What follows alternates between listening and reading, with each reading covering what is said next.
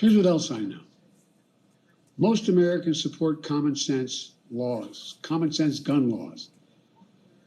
I just got off. Okay, folks, I want to hear Asian the leaders. rest of Biden's speech. And I learned of this while I was on the See aircraft. what we're talking about tonight.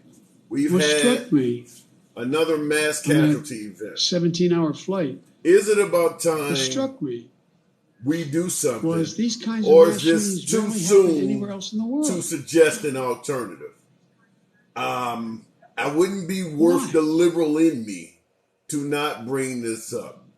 We're talking. They have mental health problems. 18 They have domestic disputes. elementary school children. 18 elementary they school have people children. Who are lost. So at this But point, these kinds of mass shootings we never have to happen ask: with the kind is of this something frequency that we that just happen in have America. decided Why? to live with? Why are we Hopefully, willing to live with my this carnage? Biden playing in the background, he's addressing the Why do we keep nation, letting this but happen? we all believe in having Second Where in Amendment God's rights. name is Yours that truly, fact? your humble correspondent, I also The courage believe to do it you and should stand have up the for ability others. to protect yourself. It's a time But to turn that at pain into what action. cost? Do Every we parent, essentially fall in the category of saying that every elected official in order to maintain Second Amendment rights, we're just willing to live with mass casualty events? Is that where we're starting? Is that where we're headed for? Good evening, Don. So I'm asking that question because let's compare it to cars. You often hear automobiles and what's required to own an automobile compared to a gun.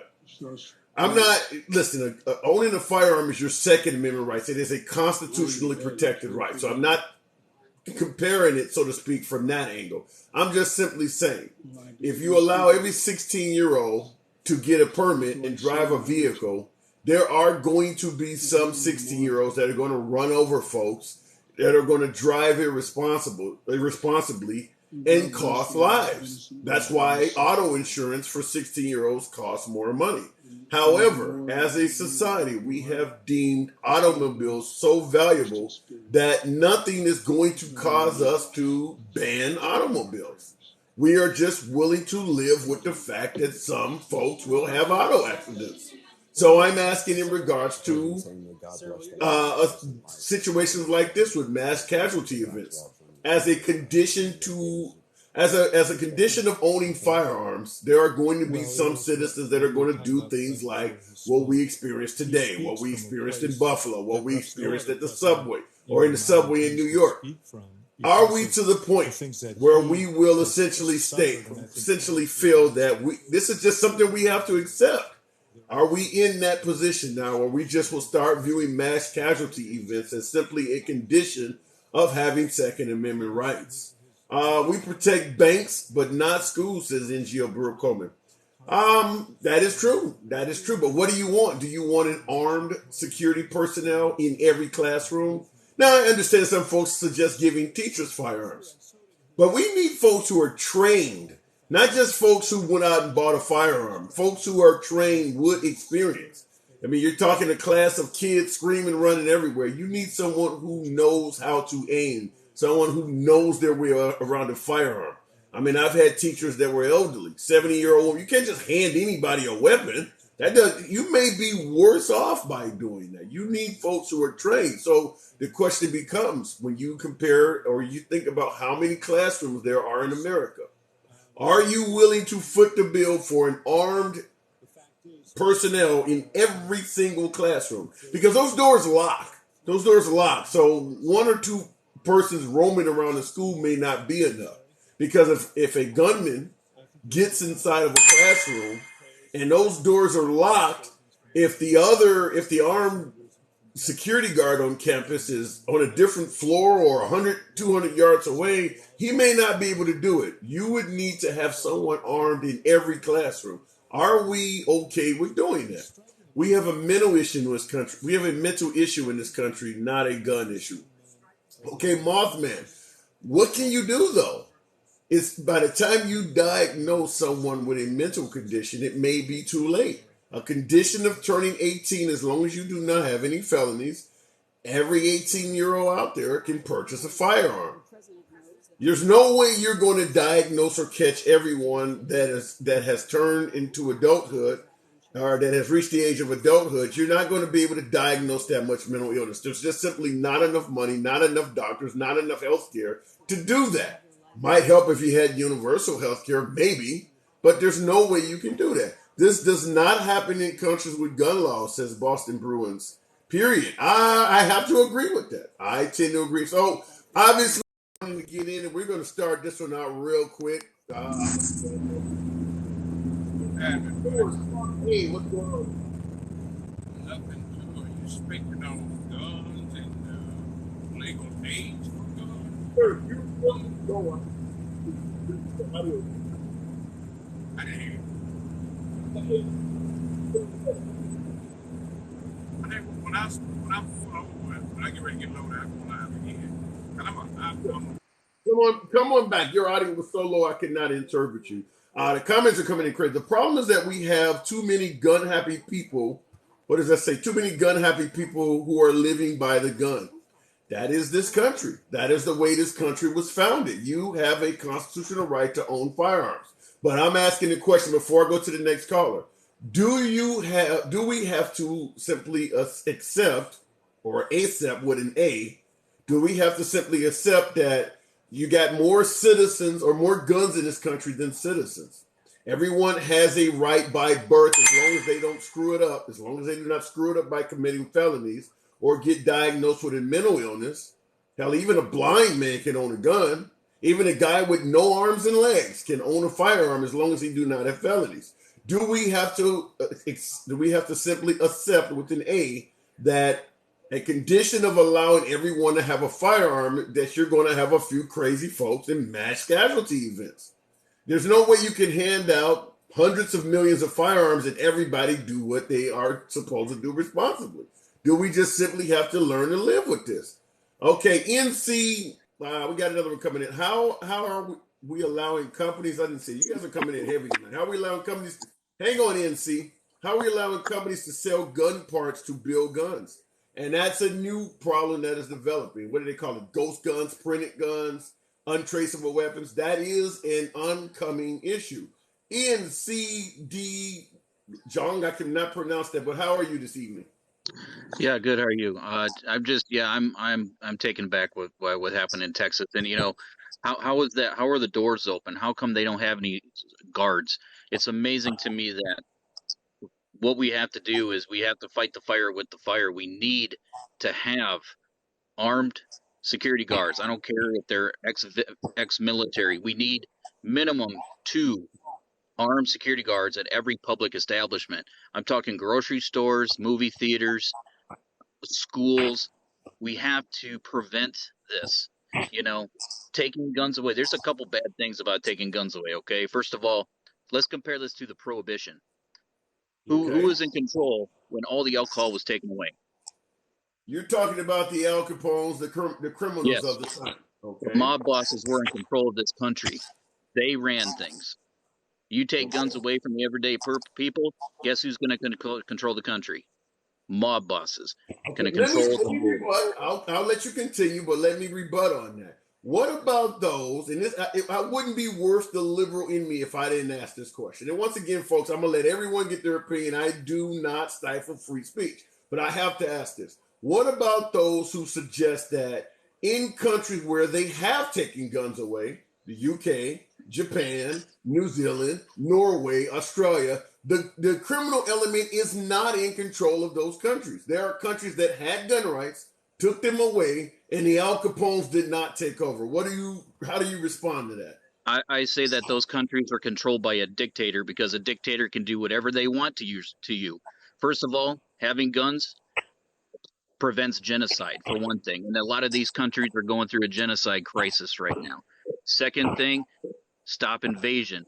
That's why we have not been invaded in this country, because we know how to protect ourselves.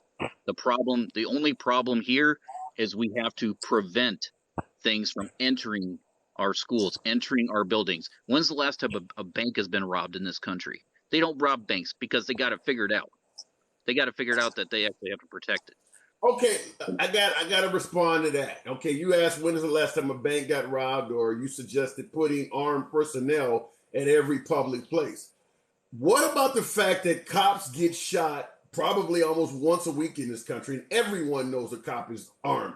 In Chicago, where I'm from, drug dealers get shot essentially every day, and everyone knows drug dealers are armed. What I'm trying to get across to you is that having a firearm will not stop folks who want to, whatever their point is, if it's political, if it's because you have money on you, if they don't like police, whatever the case may be.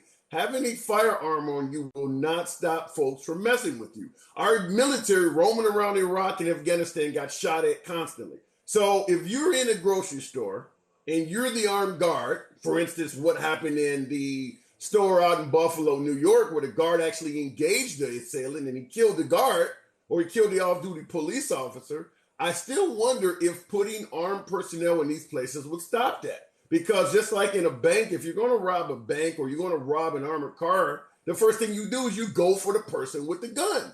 Because that's, you know, where that's going to be your initial threat. So you start your attack off by going for the individual who's armed. Go ahead. Right. Well, that's what it's designed to do. It's having armed guards is supposed to deter plans. It's supposed to make the focus on the person willing to put their life in the way for the sake of protecting kids. That's the whole point, right? But you can also put other preventative measures in place by having metal detectors, by having other means to protect these facilities. That's what it's got to come down to.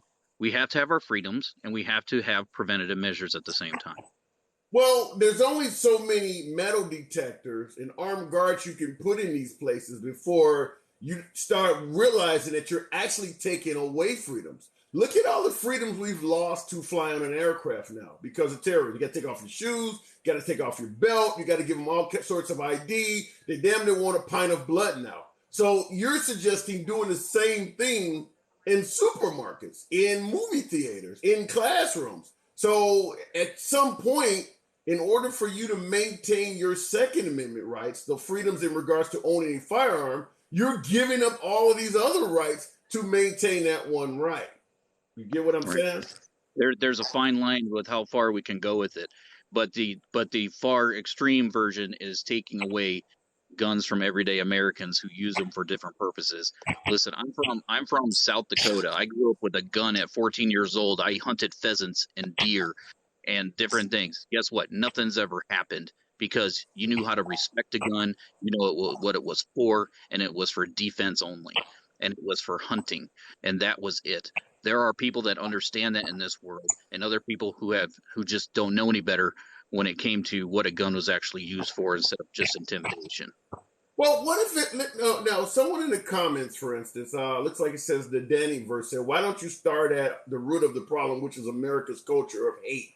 I don't believe hate is our biggest issue when it comes to firearms because being from Chicago, where I'm from, the biggest issue is the drug war. Most of the killings in the African American neighborhood are drug and crimes of opportunity. It has nothing to do with hate when you're talking about black on black crime. And that obviously represents a large portion of the murders in this country. Now, I'm not dispelling the fact that we do have a hate problem. The FBI suggested that exact issue under President Trump, but most Americans that are killed by firearms in this country are not victims of a hate crime.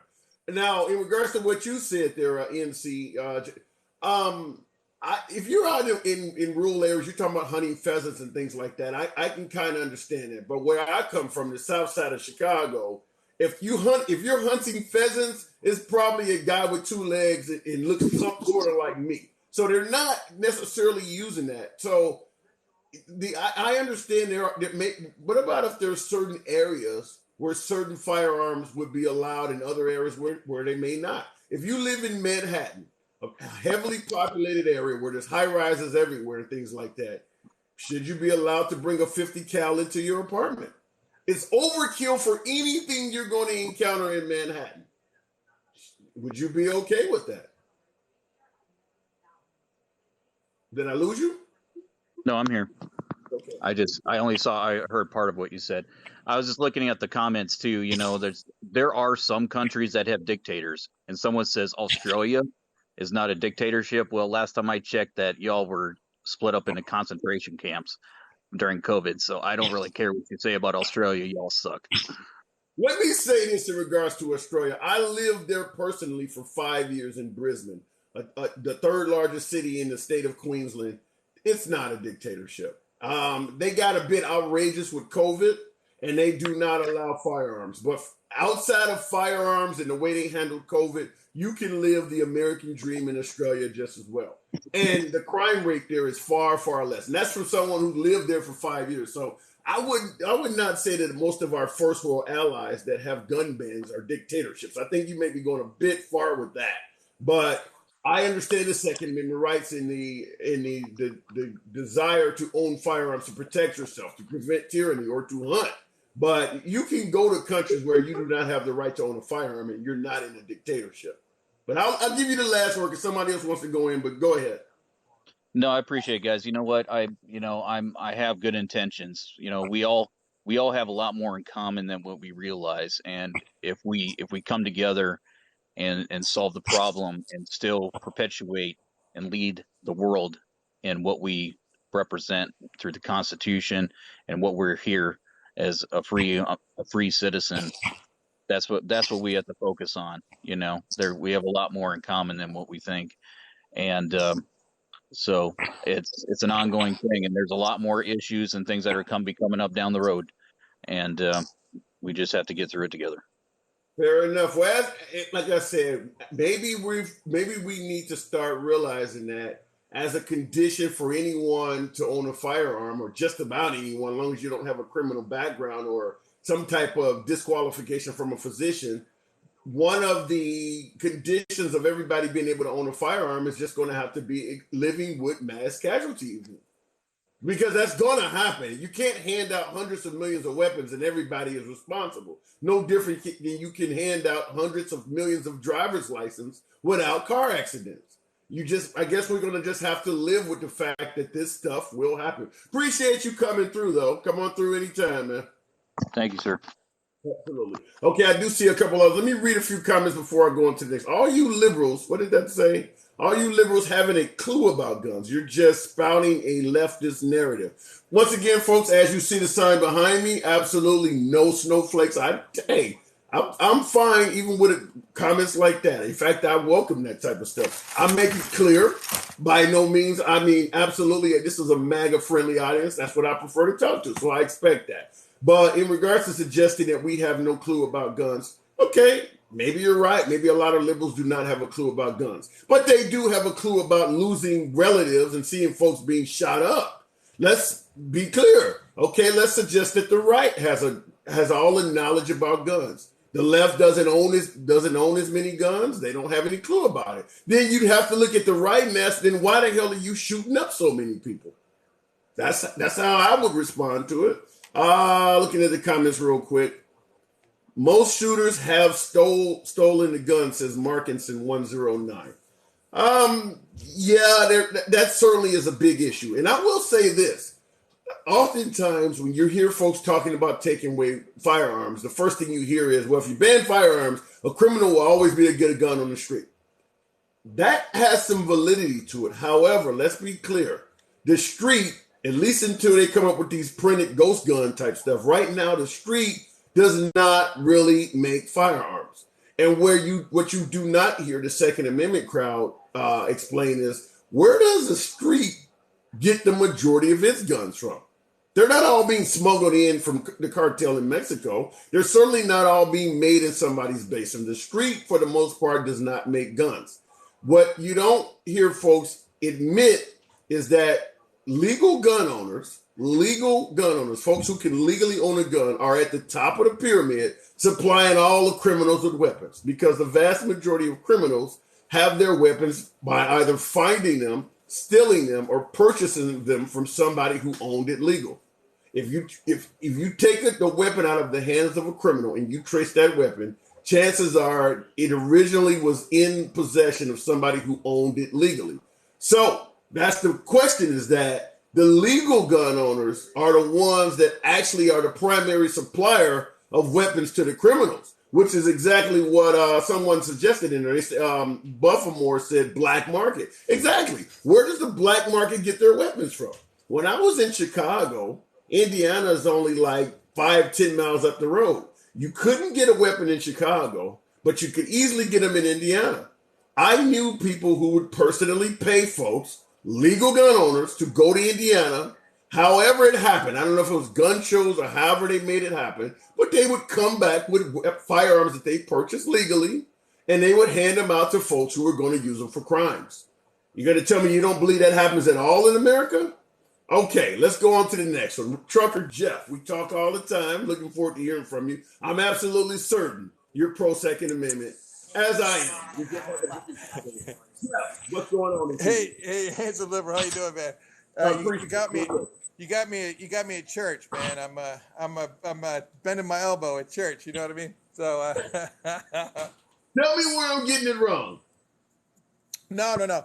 There, I wouldn't say that you're getting it wrong. The thing though that I think is valuable in this conversation that people don't bring up nearly enough, I don't think, is what medications these mass shooters are on, because, like I said, in the old days, back, you remember, the phrase "going postal," right? Yeah, I remember. You know where that phrase came from, right? From post office worker snapping. He snapped, right, and he was on Prozac. And they used to tell you these guys were on. I'm telling you, I read all the newspaper articles back then. They would all be on. It's like, I forget. It's like ROI drugs or S. There's different. They affect you. There's different drugs that psychiatrists prescribe that affect your brain in a number of ways. And it seems to be one. It also seems. I think it's probably why we have so many of our soldiers committing suicide too, because I think they give our soldiers. I think they get the same thing. They give them that, and our soldiers are killing themselves. I think it's a problem of the big pharma psychotropic drug factory that they put people on. And I hear my microphone is fucking up. Yeah, I see Harris in the comments said exactly what you said, psychotropic. And I do see you in there, Harris Jordan. So let me ask you this question. A soldier comes home from serving his country, putting his life on the line. He's having nightmares of what he went through in Iraq, what he went through in Afghanistan or Vietnam or somewhere. And at the same time, he wants to be able to defend his family against the. He goes to the VA, and the doctors there put him on some type of drug to help him with the PTSD, with the nightmares. Should he lose the ability to be able to defend his family after serving in war and protecting the country? Well, I think, first of all, I think that doctors are way too loose with the prescription pad. You know what I mean? And I think you see that whether it's fentanyl or whether it's the oxycodone or whatever. Those opiates or whatever they are, and I think it's the same thing with these drugs that affect people's minds. I don't think they know well enough what they do over what period of time and what dosages. We don't look after our soldiers, returning our combat soldiers. We don't deal with their issues, in the first place. I mean, that's something that we're really bad on, is helping these people. But I don't think by putting them on a cocktail of drugs it's really that much help. Right, but so at this point the problem will get so deep. So let's go with what you're saying. While we know the physicians are not necessarily doing their job, do we continue handing out firearms while we know that problem exists? Yeah, see, that's a really tough question, because you don't want to give the government the opportunity to red flag people, because then all of a sudden everybody's got an issue, right? What I mean? If the government can construe some kind of mechanism to prevent you from owning a firearm, they'll use it. So that's a really hard conversation. So at the end of the day, like Mark Ensign said in the comments, it'll never be 100%. So is this simply something that we need to learn to live with? Mass casualty events is just going to be part of the American way of life. Is that something? As long as we continue handing out firearms, essentially no training, no background. All you do is need to turn 18 without a criminal record. You can own some of the most deadly firearms that exist. So, and if we're going to hand these out to every person that turns 18, and let's just be honest, there's a reason why your auto insurance costs so much when you turn 18 is because the auto insurance companies know you are not necessarily mature and responsible with dangerous machinery at 18. So do we just have to realize that as a condition of giving everybody firearms, there's going to be young folks that are going to take people's lives? Yeah, I mean, I mean that's sad but true. But here again, you know, like I said, the thing is, I really want to see what if if these kids are on medication, right? I think we're going to know that because it's especially there's a certain you know it's males between 18 and 25 that do this type of stuff, right? Or you know whatever the range is. So are these people under a psychiatrist care? We shouldn't be holding psychiatrists liable if they're putting people out on the street that could go out and kill people. But also the FBI is not all of these guys in recent history have been the FBI has interviewed them. Like you can't figure out the guy's dangerous, or like maybe you should monitor what the hell's going on in their life. You know what I mean? Well, FBI's falling down on the job too. You can't be in favor of Second Amendment freedoms, but then be promoting the FBI to monitor. I mean, the FBI can take your freedoms away too. I mean, we don't want to be monitored like that. Sure, but there are certain specific cases where you could be okay with it. And these, like I said, all these people, these young white males mostly, are all saying things or behaving in violent. There's oh, here you go. Here's one clue. If you have a young man and they commit an act of violence, then the police get involved. Well, then maybe the FBI could tap him on the shoulder and find out what the hell's going on in the family, right? And keep tabs on it, but related to violence, not anything else. If somebody already has a propensity for violence and they're a young man of that age, well, then maybe they don't need to be having a firearm. They don't have the mental capacity to be safe with it. So, you know what I mean? But they're not looking at it. But once again, who gets to decide that? I mean, right now we have laws on the books. If you commit a felony, you can lose your firearm privileges. But a propensity of violence could be, some guy who just gets into a couple bar fights. I mean, at what point do we start to complain from the other side that you're taking away folks' rights? Well, I think, and here again, I go back to the prescriptions, because I think that it affects the people. It seems to affect people's minds in a very specific kind of way. But all of these kids also had associations that have been recognized by a variety of people, that there was some kind of racial animus, or they hated women, or there was some kind of, there was a pretext of hate. Let me say this in regards to what you're talking about now. It brought up exactly what I thought would be brought up, and that is from American Ninja. He said, "Shall not be infringed." What you're talking about sounds like infringement. No, I don't know. I don't think that if you or we're talking about, especially young people and in their early societal contacts, if they're committing acts of violence against their fellow students, and it's determined that they have some kind of animus, whether it's they hate women or they hate black people or whatever, if they have that profile, then you're not infringing theirs. You're protecting me. You're not. Okay, but I'm gonna get, because I do want to move it on. There's other folks. There's quite a few folks in here, but I will just say what you just talked about. Now you're starting to sound like the mayor of Chicago. We can come up with a million reasons to take firearms away. I mean, because after all, there's a lot of killing in the country. Yeah, but no. But I would use these, like I'm thinking specifically about the one in Florida there and the one in Buffalo.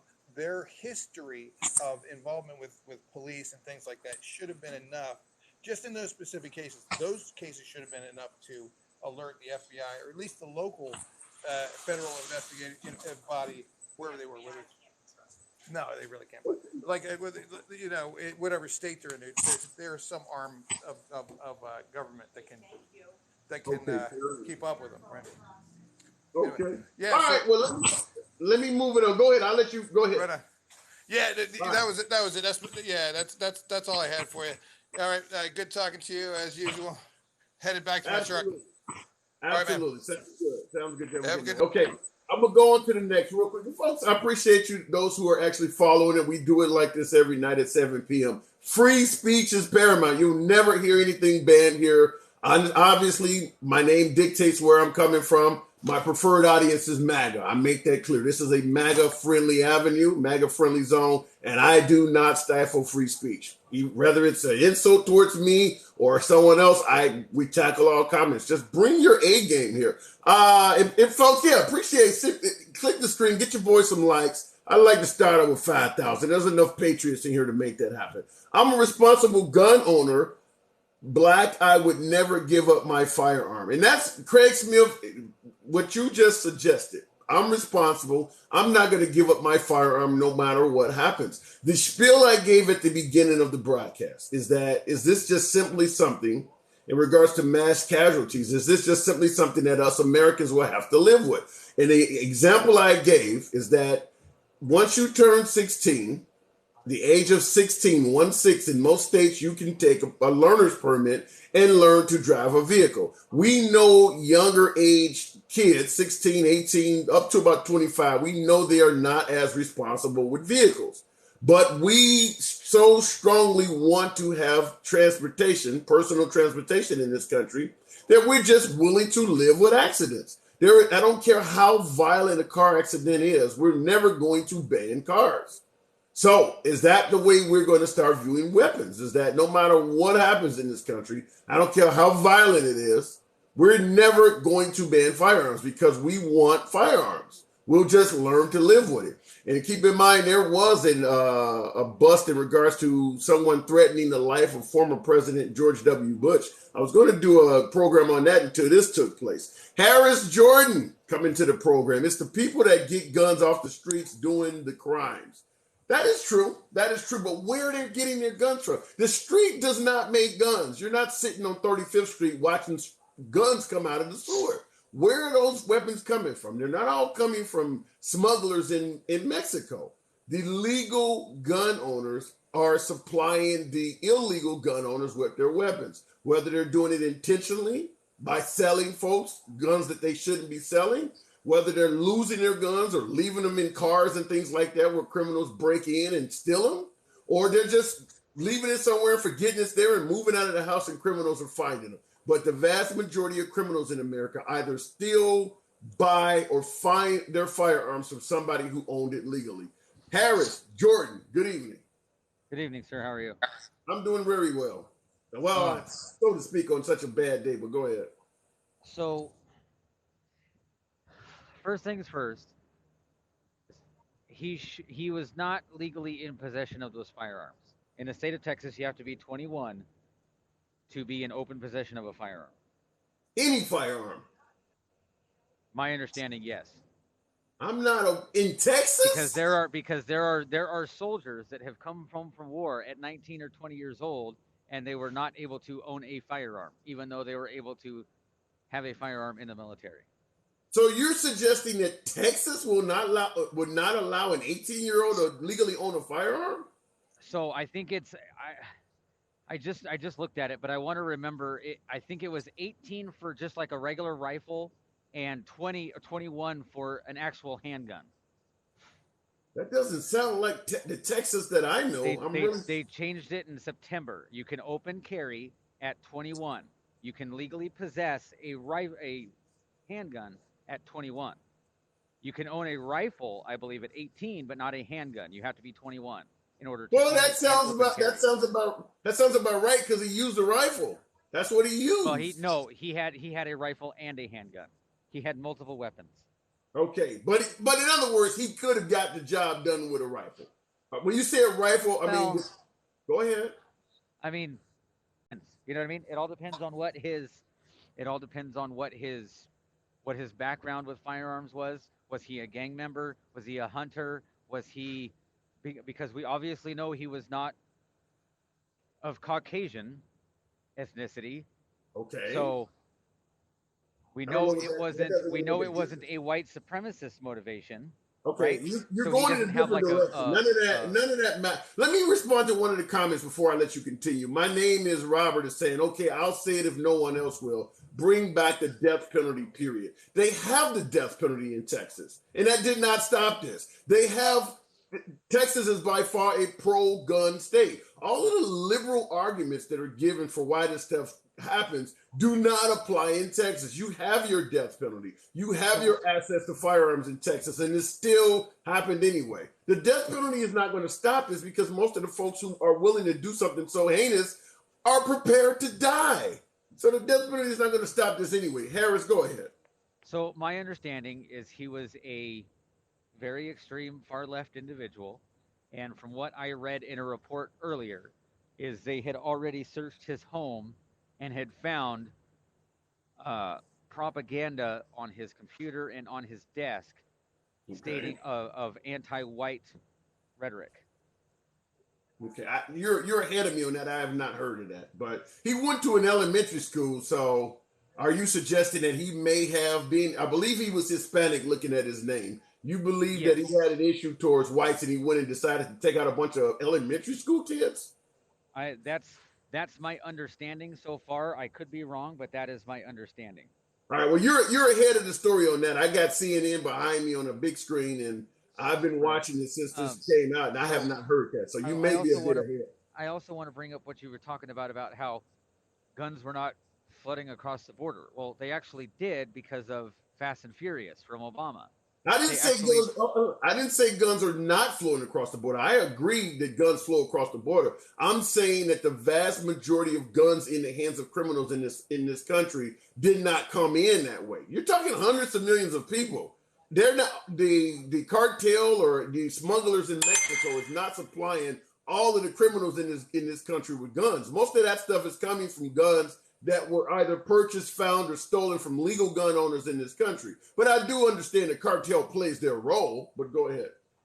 right. And how do we know this? I mean, from like I said, I could be wrong, but from what I understand, is it was racially motivated. But if I am wrong, then how do we know this wasn't cartel motivated? Because it's in South Texas. You won't, and I understand what you're saying. That will come out in the investigation, whether it was cartel motivated, whether it was cartel supplied. But I'm just simply talking about not just this one event in particular, but I asked the question: is this stuff like this, mass casualty events? Is this something that we will just have to learn to live with as a condition of owning a firearm? Now, I No, don't know what will come out of this one event. we shouldn't have to live with it because we should be able to protect our children in school. We should be able to say, "Hey, look, we have a lot of vets that aren't doing anything right now, whether they're not working or whether they're on disability, or whatever the case may be.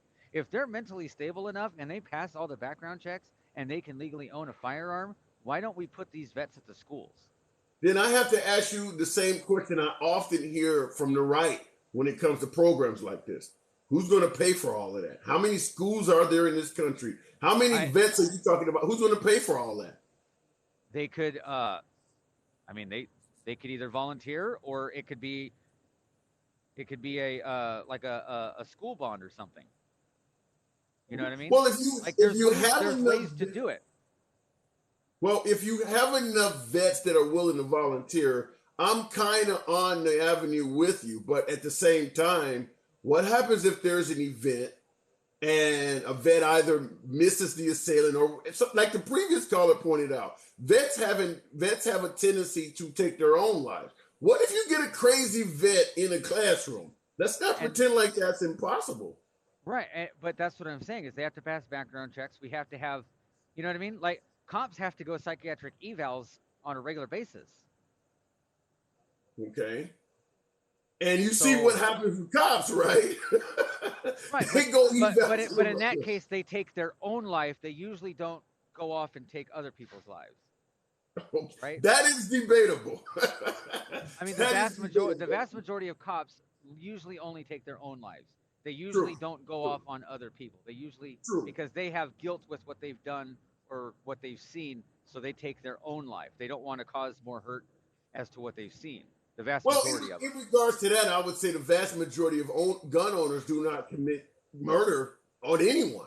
But there is enough of a problem that we still need to do something about it. I mean, I get what you're saying. The average cop is not out there doing bad things, but Right. you don't need when you look at how many folks in this country own guns or how many officers in this country are roaming around, you don't need but a small amount of them to do wrong to have a big problem. It doesn't need to be even more. Even if a 0.5% of gun owners or police officers do wrong, that is a lot of damage, and that will be noticeable. Okay, so, I mean, what about? I mean, we just spent $40 billion to Ukraine. We could have used that to hire some people to protect some schools. Yeah, I mean, I'm actually in agreement with potentially putting vets in schools, assuming that there's not part of that you or I have not thought about or missed out on. I don't want a vet to go in there and do something crazy as well. But on its face, that sounds like that might be a decent idea. If we're not going to roll back Second Amendment rights at all, like one of the first persons in the comments said, shall not be infringed. That means I'm not going to touch anything about your gun rights. Then we're going to probably have to do something like that. But at the end of the day, I'm trying to use a word that doesn't get me banned. The assailant in Texas today and the assailant that took place in Buffalo, New York, they were wearing body armor.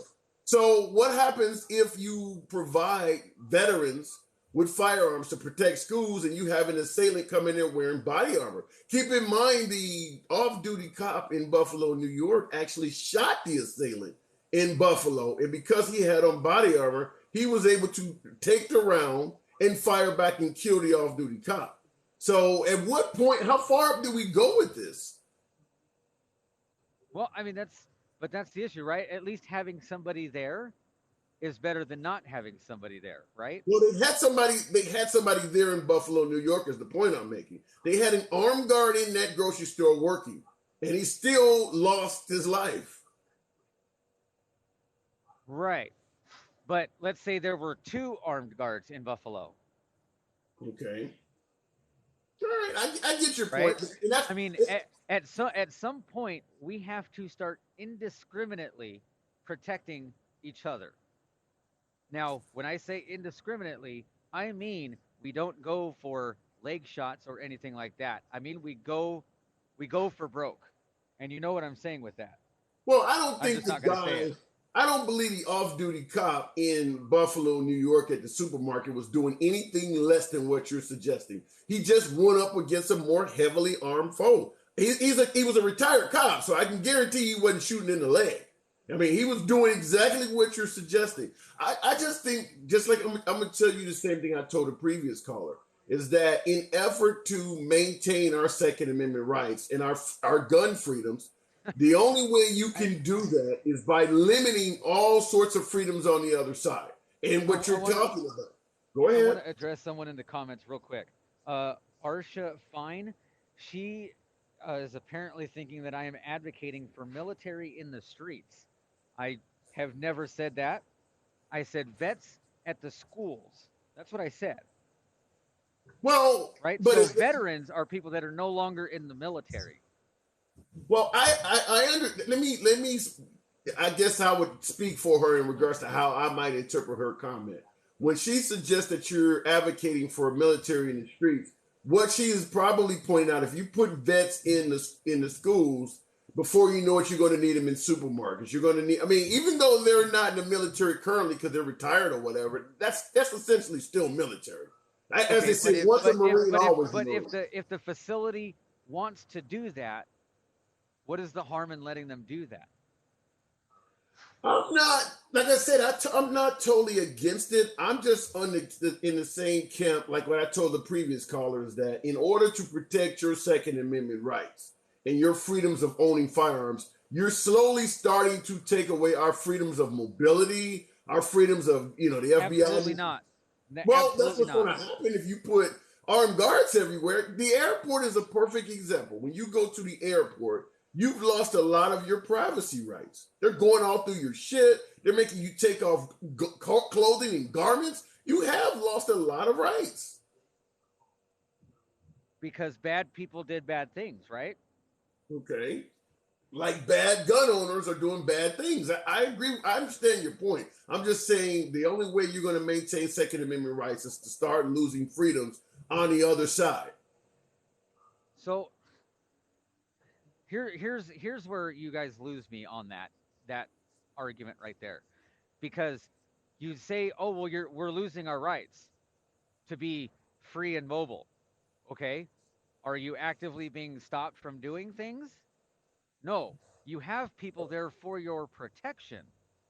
If somebody abuses that protection, then we can talk about that issue. But you are not being stopped from doing the things that you normally do on a daily basis. That's not true. You can't walk in a courtroom with a firearm. That's you being stopped. You got to walk through a metal detector. Like someone was talking about metal detectors being in schools and shopping markets.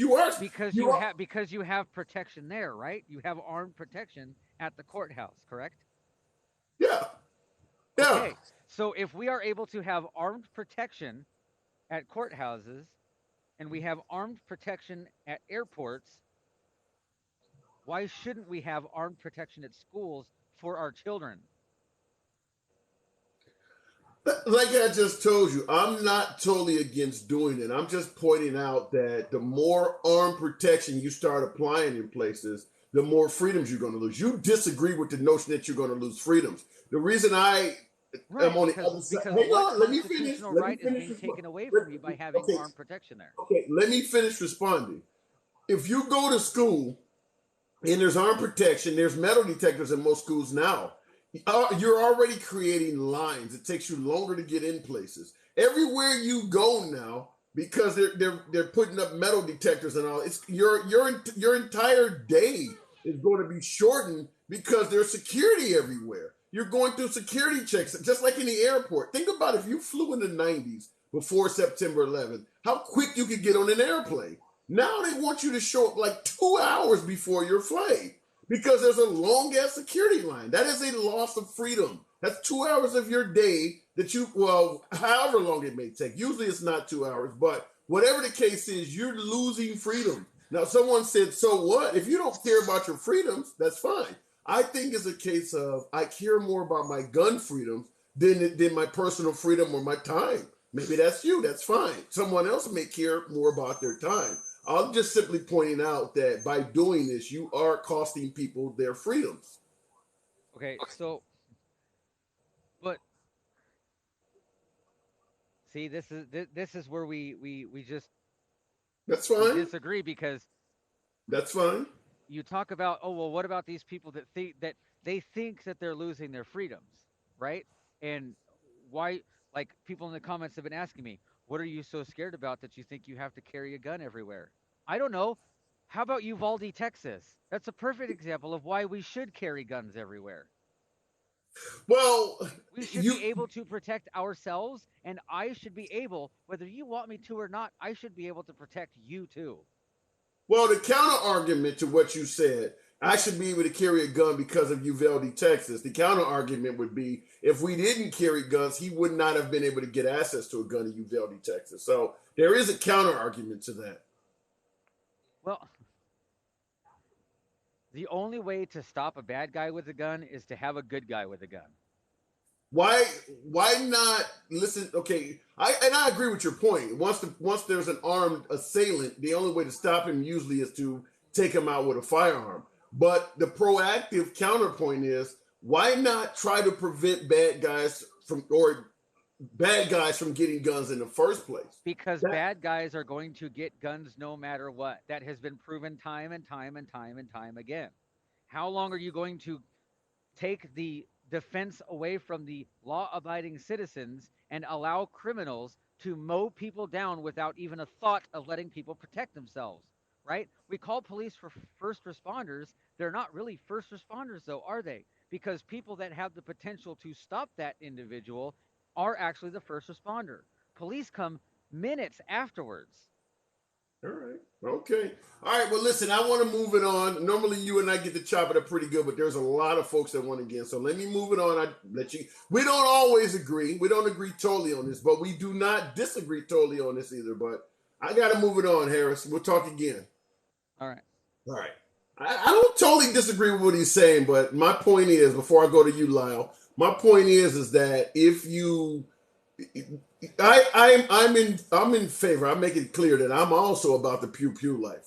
I am in favor of you having Second Amendment rights. But if this stuff keeps happening, the only way you can address this is by taking away freedoms on the other side. Now, folks go, well, what do you mean? Well, if like I mentioned, if you go to the airport or you go to court and you're in line for a half hour or 20, you lost 20 minutes of freedom for that day. You're losing freedoms. You lost 20 minutes of freedom, not to mention the pat down and, taking your belt off and things. You're losing freedoms. You got to go in there and humiliate yourself. Now, I understand a lot of you don't believe that's humiliation. That's fine. Some of you guys support stop and frisk in the same manner. As long as I'm not doing anything wrong, I shouldn't mind the police searching me. You're losing freedoms. You're not doing anything wrong. Yet you're being patted down and searched and all that. That goes against your Fourth Amendment rights. You're being stopped and searched, even though you're doing nothing wrong. You're protecting the Second Amendment, and you're slowly sacrificing the Fourth. Okay, going into the next comment. This is from the next caller. Rather lost freedom than lose lives, says Terry Johnson. Okay, then you can explain it like that. Lyle, good evening. Good evening, sir. How are you? It's a tough day. It's a tough day. What's on your mind tonight? So, I've been doing research on the Texas shooting, and I'm reading the New York Post, and they say there was some evidence of not evidence, but there was well, what's his name? I actually I won't mention his name, but he posted on Instagram a picture of his AR, and and a magazine, and he also tagged this young girl on his Instagram post, and he messaged her and said that I'm trying to read what he exactly said. He said, and I quote, no, Did he do anything that would have caused him to legally lose his rights to own a firearm? He was 18. He was in yes, Texas. yeah. Okay, what did he do that would have caused him to lose his firearm privileges? So His rights. yeah. So he posted on Instagram, a picture of his rifle, a magazine, and then he tagged a younger girl or whatever on the Instagram post, and he messaged her that I'm about to air it out, and he said I'll tell you a secret, and he said I'm about to air it out. So he did tell someone that why he was planning to do. He never really said I'm gonna cause a mass shooting, but he said I'm going to air it out, which is for me that's a red flag. Well, if a person posts a picture of their firearm and say, "I'm going to air it out," I guess the question is that normally firearm speak? I've never said I'm going to the range to air out my firearm. I mean, is that how firearms owners talk? You go if that is that the way of saying I'm going to empty the clip or empty the magazine? I'm going to air it out. I've never and someone did say it does mean shooting, so I've never heard that term. But at the end of the day, I'm a liberal. So I'm willing to admit that I have some ignorance on firearms, which is why I prefer talking to a right-wing audience. But someone said his brother bought it for him. Then that brother obviously is probably facing a host of felonies. I mean, if his brother, I guess you would get him for some type of conspiracy, wouldn't you? You helped this guy or aiding and abetting or something like that. His brother's not going to be a very happy person. But so you're saying he posted a picture of his weapon and suggested he was going to air it out? Yeah, he tagged there another girl. I don't know how.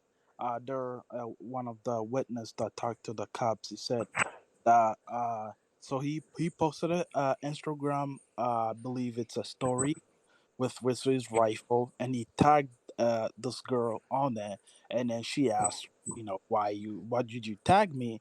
And he said, "Oh, I'll tell you later. It's a secret." And I said, "I'll air it out." I mean, that Well, he yeah, exactly. any first year law student would stop his Second Amendment rights from being taken away from that. He didn't admit he was going to hurt anybody. He could be talking about going in the backyard and shooting his weapon up. I mean, it just Sure. there is no legitimate threat in that. Even the person that he tagged in it is wondering why the hell you tagged me in it. Okay, but he didn't threaten her. So only way I could see any kind of issue coming out of that is maybe she had a prior restraining order or something against him and he did it, which doesn't sound like that's the case. So, Yeah. yeah, suspect as that might sound, that would not have taken away his Second Amendment rights.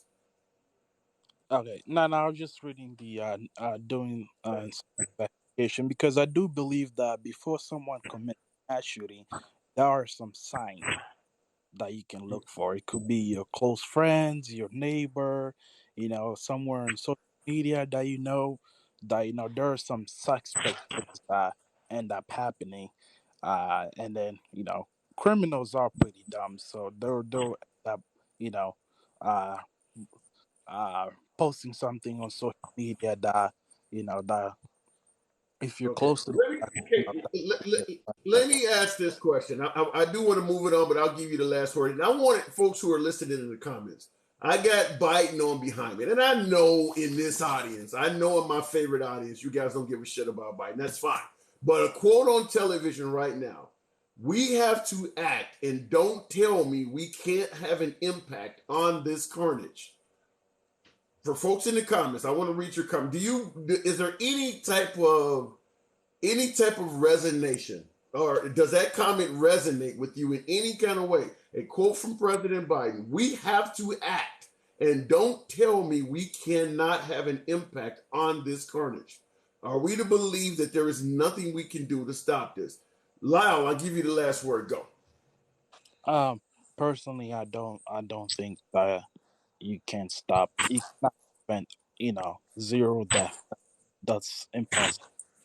There will always be a mass shooting. You can, try to reduce the numbers, by you never bring it to zero mass So, shooting. Can't. so you're saying exactly what I said earlier in the broadcast, that we just need to understand that as a condition to have Second Amendment rights, mass casualty events is just something we're going to have to live with. It's part of the American way. Yeah, yeah. As unfortunately that happens, that's just it will still happen. It's, death is invulnerable, but I think that we should have public execution for people like that. I mean, I think they deserve it. Well, you can do that all you want, and chances are, if you bring back public executions, you won't execute many of these people because they'll just take their lives at the scene. A lot of these folks, including the one today, is no longer with us anyway. A public execution would have meant nothing in this case. He's already gone. So, like I said, I want to move it on, but I appreciate you coming through once again, and you're welcome back anytime. All right, God bless. Absolutely, you too. Been a rough day, folks. Been a rough day. I'm gonna move it on. And folks who've asked why I don't bring more than one person on at a time is because I'm a strong proponent of free speech. I say that every broadcast. And the last thing I want to do is have folks talking over each other and folks saying that they don't get enough time to get their point across. Which is why anytime I do bring on more than one person, I always ask the person that's on, "Do you mind?" And it's generally when they have a counterpoint to what's being said. I would like to know if there's anyone watching that believes we should do something. Once again, I know my audience. This is a Second Amendment, pro Second Amendment audience, if it's anything. So I get that. But is there someone out there who believes we should do something in regards to the Second Amendment that may be limiting some rights or something of that nature? I would like to hear from you in the comments, or better yet, I would like to put you on live. But until we do that, let's go with CMB Corrado. Only law-abiding citizens are punished when mass shootings happen. That's not true.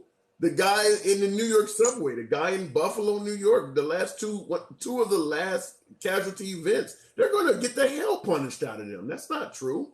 NRA needs to come up with the change. That's going to be difficult, Green Hornet. That's an interesting one. CMB Corrado, good evening. Hey, good to see you. Good to see you again. Welcome back. It's to me, it's actually to me, and maybe it's going to sound like whatever, but to me, it's very, very simple. The problem isn't the gun laws and all this. The problem is the repercussion laws that we have.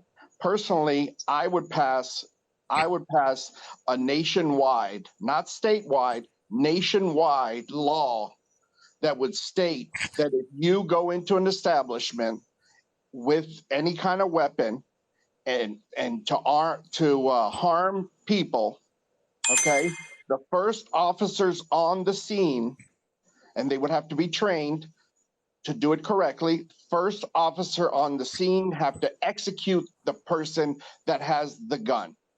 I don't care what goes on. I promise you, after a few executions, these crazy lunatics are going to think at least once. They're going to think a minute. You know, I'm going to kill. They're going to kill me. So okay, and then some of them are ready to die. And it's a shame that they all don't kill themselves before the police.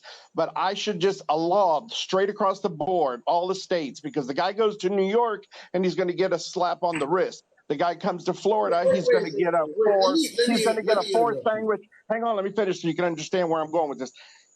So you put the guy in the jail in Florida, you're going to give him 4 square meals a day, a nice cell to live in. Meanwhile, all the dead people that he killed, all their families are distraught and destroyed. I mean, Okay. there is no room for mistake. It has to be a law across the board. Okay, I gotta respond. You otherwise I'll forget something.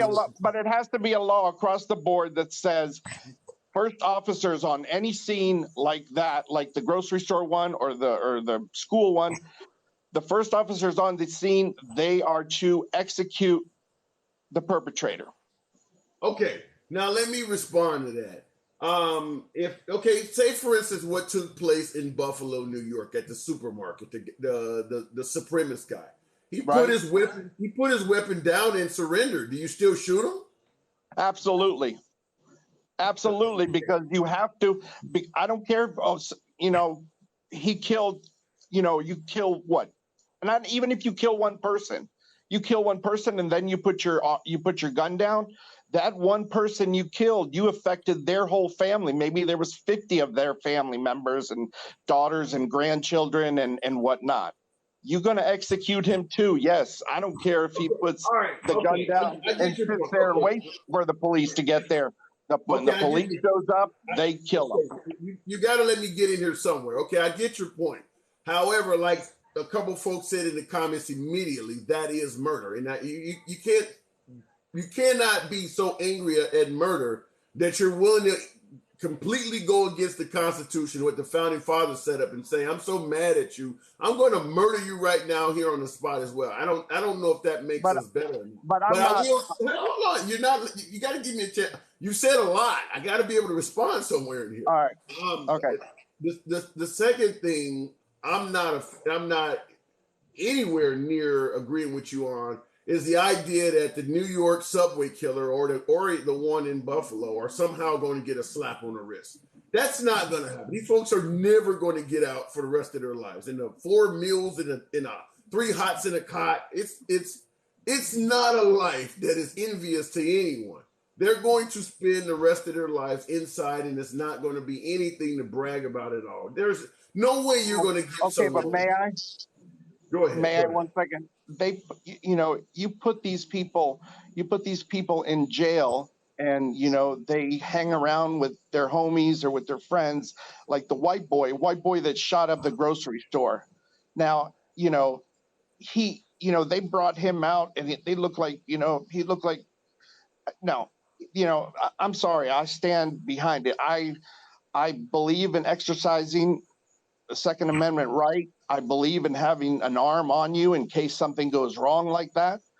But they should pass a nationwide law that comes from the top, the head, the president, that can actually say a full sentence. He puts a law together, and lets it be known that you making a decision when you decide to leave your house and you're going to go commit something similar to the grocery shooting, you're going to die. And if you're okay with that, then go ahead and do that, because that's what's going to happen. I promise you. I promise you that let me it would. respond. Okay, let me respond by saying what you're saying makes sense under one condition. You are using rational thinking on irrational people. If I do this or if I do that, they'll think twice. They're not thinking. The fact that they're going to go to a supermarket or to an elementary school and commit this much carnage should tell you that they're not thinking in a manner that you're passing laws to address. If you, we know that I know if I go to an elementary school and commit a mass casualty event, the police are going to go in there and take my life. Who doesn't already know that? You're right. Hold on. Even in gun-free zones, Chicago or, New York or Los Angeles, even in those cities, if you go into a school, you go into a grocery store and you do something like this, they are coming to take your life. So passing these laws you're talking about are going to be ineffective.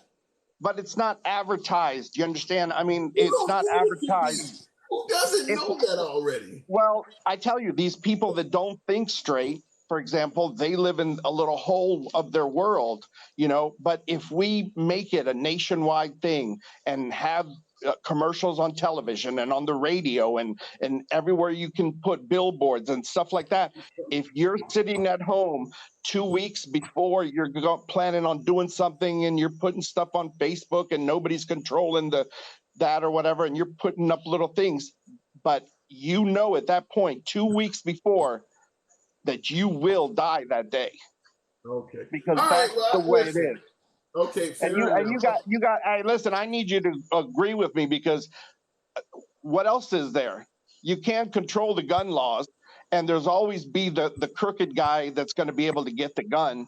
So taking away the Second Amendment, that's stupid, because the crooks always get a gun. They don't go to the store to buy guns; they get them off the street. Okay, D1 Chicago has already been mentioned several times. So you say you can't wait to hear somebody mention Chicago. It's come up several times. All right, CMB, let me move it on. Buddy, good to see you. God bless. All right, you too. And listen, I understand his point, because when folks commit these mass casualty events, I understand the anger. You're taking people's children away. You're ruining the entire lifestyle of, like, this little town in Uvalde, Texas. How long is it going to take to get over that? Decades. I mean, these children watch their classmates lose their lives.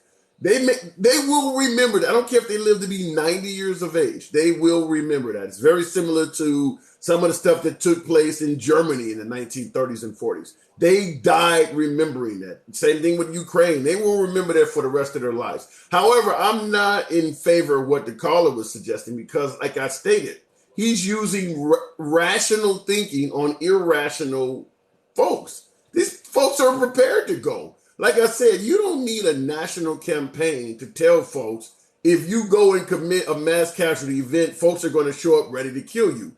How many of us play video games? Call of Duty or Grand Theft Auto. You already know that. Even video games teach you that when the police come, if you're doing something crazy, they're going to take your life. I don't know what teaching folks. Is our country so screwed up? Listening to the previous caller, is our country so screwed up that we need to actually have a television campaign telling the citizens, please don't go to a school and take our children's lives, or we will have to execute you? Is America the freest, the best country on earth? Are we that screwed up that we need to be taught that on television? Because that is exactly what he was suggesting. Okay, one Chevy 77. Oh boy, I gotta say, that was an interesting call. Our country is upside down. Damn right it is, with something like that. Chevy, good evening. Good evening, sir. How are you doing this evening? I'm perplexed. Have you been listening to the show? Man, I've been listening to this, and there's a lot to unpack on this one. Okay. As far as your last guest goes, I'm gonna take it a different route. The reason I got into the queue was because of the subject of the vets and the PTSD come up earlier. But with your last guy, what he's not comprehending somebody has to pull that trigger. Somebody, some cop has to pull that trigger on an unarmed person. If you don't think that won't mess with your mind, you are out of your mind. Yeah. Now, as far as the vets and stuff go with the PTSD, I suffer from PTSD. I have been covered in blood from my head to my feet that wasn't mine, literally. Wow. With the vets, I talk to a lot of vets that's come home from the sandbox, and I will say 95% of them that suffer with depression say the exact same thing. They have no purpose. Putting them in a school to protect these children would give them a purpose. Now, like I said, I suffer from PTSD. I do. I have a concealed carry permit. I carry every day, everywhere I go. If I have clothes on, I carry. So let me ask you this question. Due to your PTSD, and you don't have to answer this. Like I said, it's free speech, but you don't ever have to answer anything. But I will ask you this. Due to your PTSD, are you on any prescribed medication? No. Okay. All right. So you essentially have PTSD that's being untreated? Yes. What it is look, PTSD, there's what a lot of people, if you don't know somebody personally with PTSD, you can't really understand what's going on. Mine is not from being a combat vet. I was not a combat vet. Mine came from 16 years as a medic with the fire department. There's even though I do suffer from PTSD, I would gladly, without question, lay my life down for you before I would walk into somewhere and do somebody any harm. Okay. Well, obviously PTSD does have the potential for adverse reactions. So I guess the first thing I would ask you is, in regards to you having PTSD, and obviously this is personal, so if you don't answer it, you tell me to F off, that's fine. But how do you know that you have PTSD? Have you nightmares? Are you having awful thoughts? What within yourself? Go ahead. The nightmares, if it was only nightmares, that would be nice. There's times and places that when for just in a split second, I'll tell you a little story. It happened a couple of years ago. I was a supervisor on a slick line unit, and me and my helper was working in a city close to the house, and we're coming back to the shop and pass a place where a wreck happened, and I will not go into what happened into that wreck. But just within a split second, I was right back there. I could smell the smells. I could hear the screams. Everything was happening just like it happened that night. And I had to pull over, physically pull the truck over, stop, and focus myself to get back to where I need to be and move on. So now I have to ask this, and if it's shitty of me to ask, I apologize, but what would happen if that same type of recollection happened while you were in the classroom guarding children? Maybe you heard a fire, maybe a kid had a firecracker outside the window on the playground or something, and he lit it and it went off or something, or you saw an accident. You're talking about from a car accident. Maybe it happened on the same block as a school.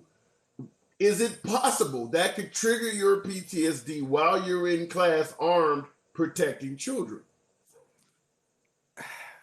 To be honest with you, every case is different, and that is something I don't have a PhD by my name, so I can't really speak one way or the other on it. But I can tell you this, without question, me standing inside a school, there's no way on God's green earth I would ever hurt one of them children, purposely or not. No, and let me make it clear. I absolutely don't think you. And thank you for your service. You've been through some shit, but I don't think you would try to do it intentionally or purposely. But at the same time, like you just mentioned, what triggered your PTSD, that didn't happen intentionally or purposely either. That happened from something within the mind, something that just triggered it. And that's what I'm asking. Even though you may not intend to do something intentionally or intentionally or personally or whatever word I'm looking, on purpose is what I'm trying to say.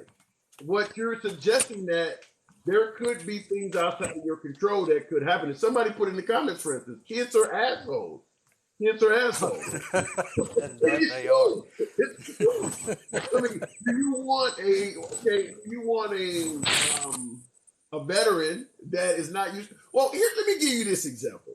A lot of folks who have combat experience, whether you fought in Afghanistan, Iraq, Vietnam, wherever. A good example would be my granddad, may he rest in peace. He fought the Japanese in World War II. He died in 1999 still hating Japanese.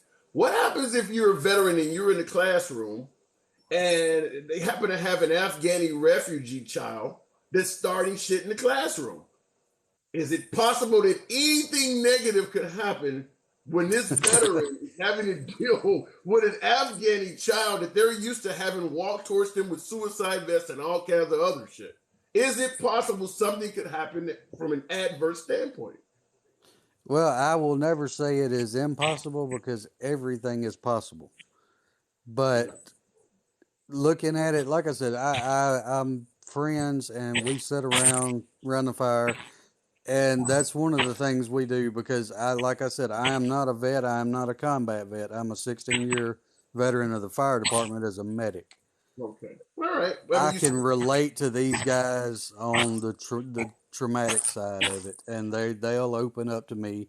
I've let them know where I stand on it, and it's like I said, all these guys are great guys, but they all tell me the exact same thing. Over there, they had a purpose. They had a purpose built in to do.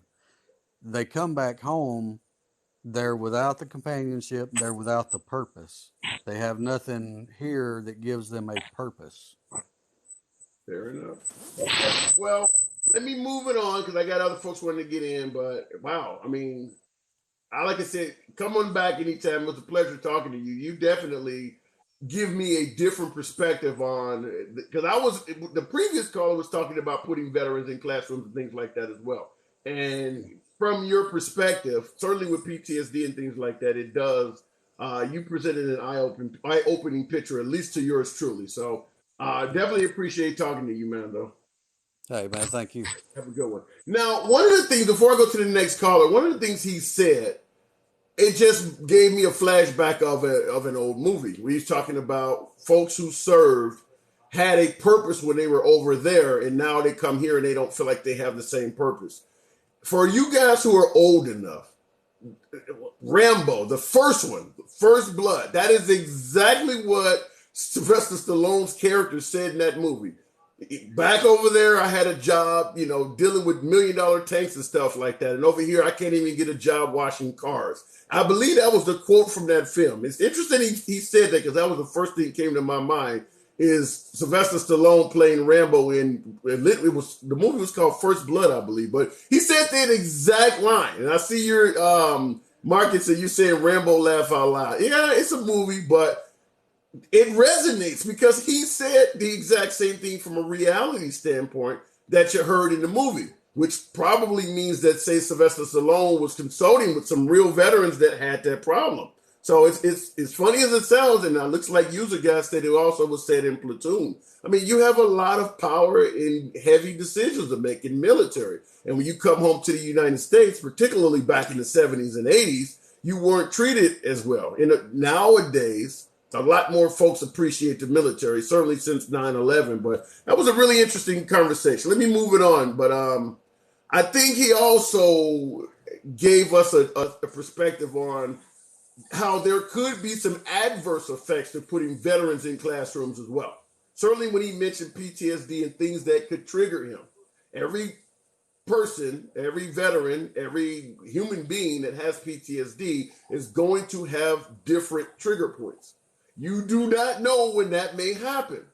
That's all I want. And I asked him, was he being treated for it? So I had to bring that up. I back the blue and the military. So do I, Rick.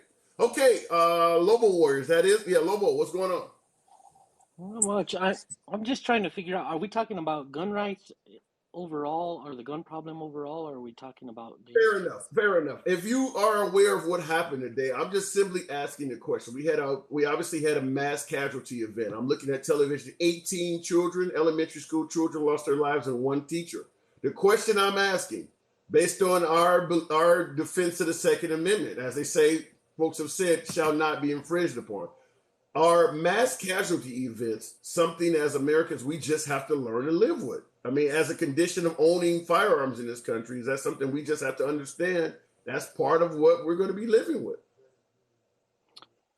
I think it just we're trying to go at it with the hammer, right? Like, or with the sledgehammer, where we're right away, hey, should we take away guns? Should we not take away guns? And with these types of mass shootings, they're usually lone wolves, right? They're usually guys that something got Fortunately, them to that point. fortunately, yeah. If Fortunately. they were not lone wolves, we would have a real big problem on our hands because generally you only have the first responding officers. Usually is only one or two guys, and if there were 3 or 4 assailants there, that first responding officer would probably lose his life. So it's probably fortunate that it's a lone wolf. Yeah, and I guess my thing is I'm not sure what his motivation was today in Texas. I heard about it, but I haven't heard his motivation for why. Was he Yeah, bullying? I Was haven't whatever heard his that. thing was. Yeah, I So, haven't but heard that. like Buffalo, right? Like what we have a problem with is this constant cycle of an agenda, some sort of propaganda, right? With Buffalo, the white replacement theory, there's always some type of thing that angers and frustrates somebody, and right away we ignore that and we say we turn it into a racial divide, or we turn it into a mental health issue, when it's really these people that are pushing this propaganda on a national level are never held accountable, right? We're kind of ignoring the Tucker Carlsons and whoever else, Donald Trump or whoever else is making this whole divide thing on a 24-hour loop. And I do say Donald Trump because he did say a lot of stuff about the Mexicans, and then that kid went down to Walmart in El Paso and smoked I was 22 people or whatever. Yeah, I was in El Paso at that Walmart a week or two after that happened, and I got a chance to. I took photos and things. But let me ask you this question: what do you believe President Trump, since you brought him up, what do you believe he has said about Hispanics that could lead to someone taking it in a really negative way? Well, I mean, he did say they're bringing in rapists and drug dealers, and some of them are good people.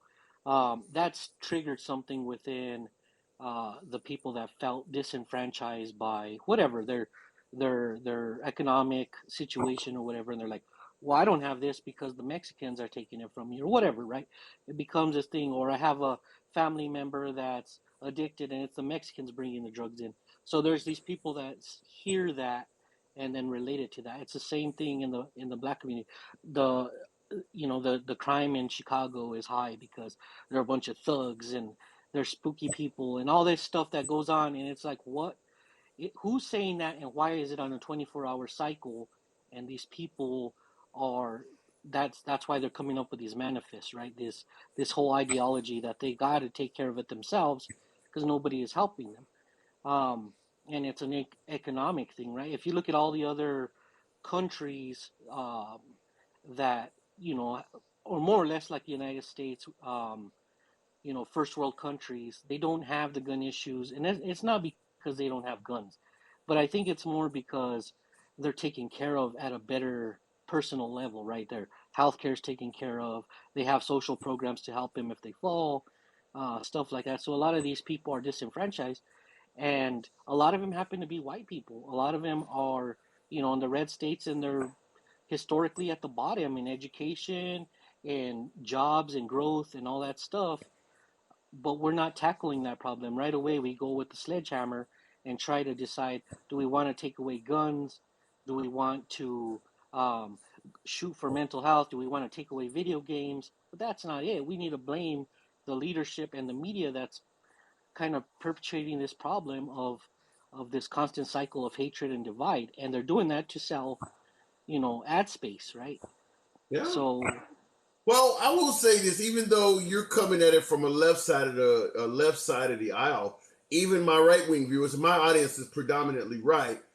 even my audience often blames the media for a lot of the problems and division in this country. So I think that's one area where you agree even with the right. Now, obviously, you guys are going to target different types of media. Whereas I you mentioned Tucker Carlson, he's clearly on a right wing network. If I talk to my audience, it's going to be CNN and left wing networks. But at the end of the day, you guys are both talking about the media. I got to move it on, but I'll let you go ahead and get the last word. Go ahead.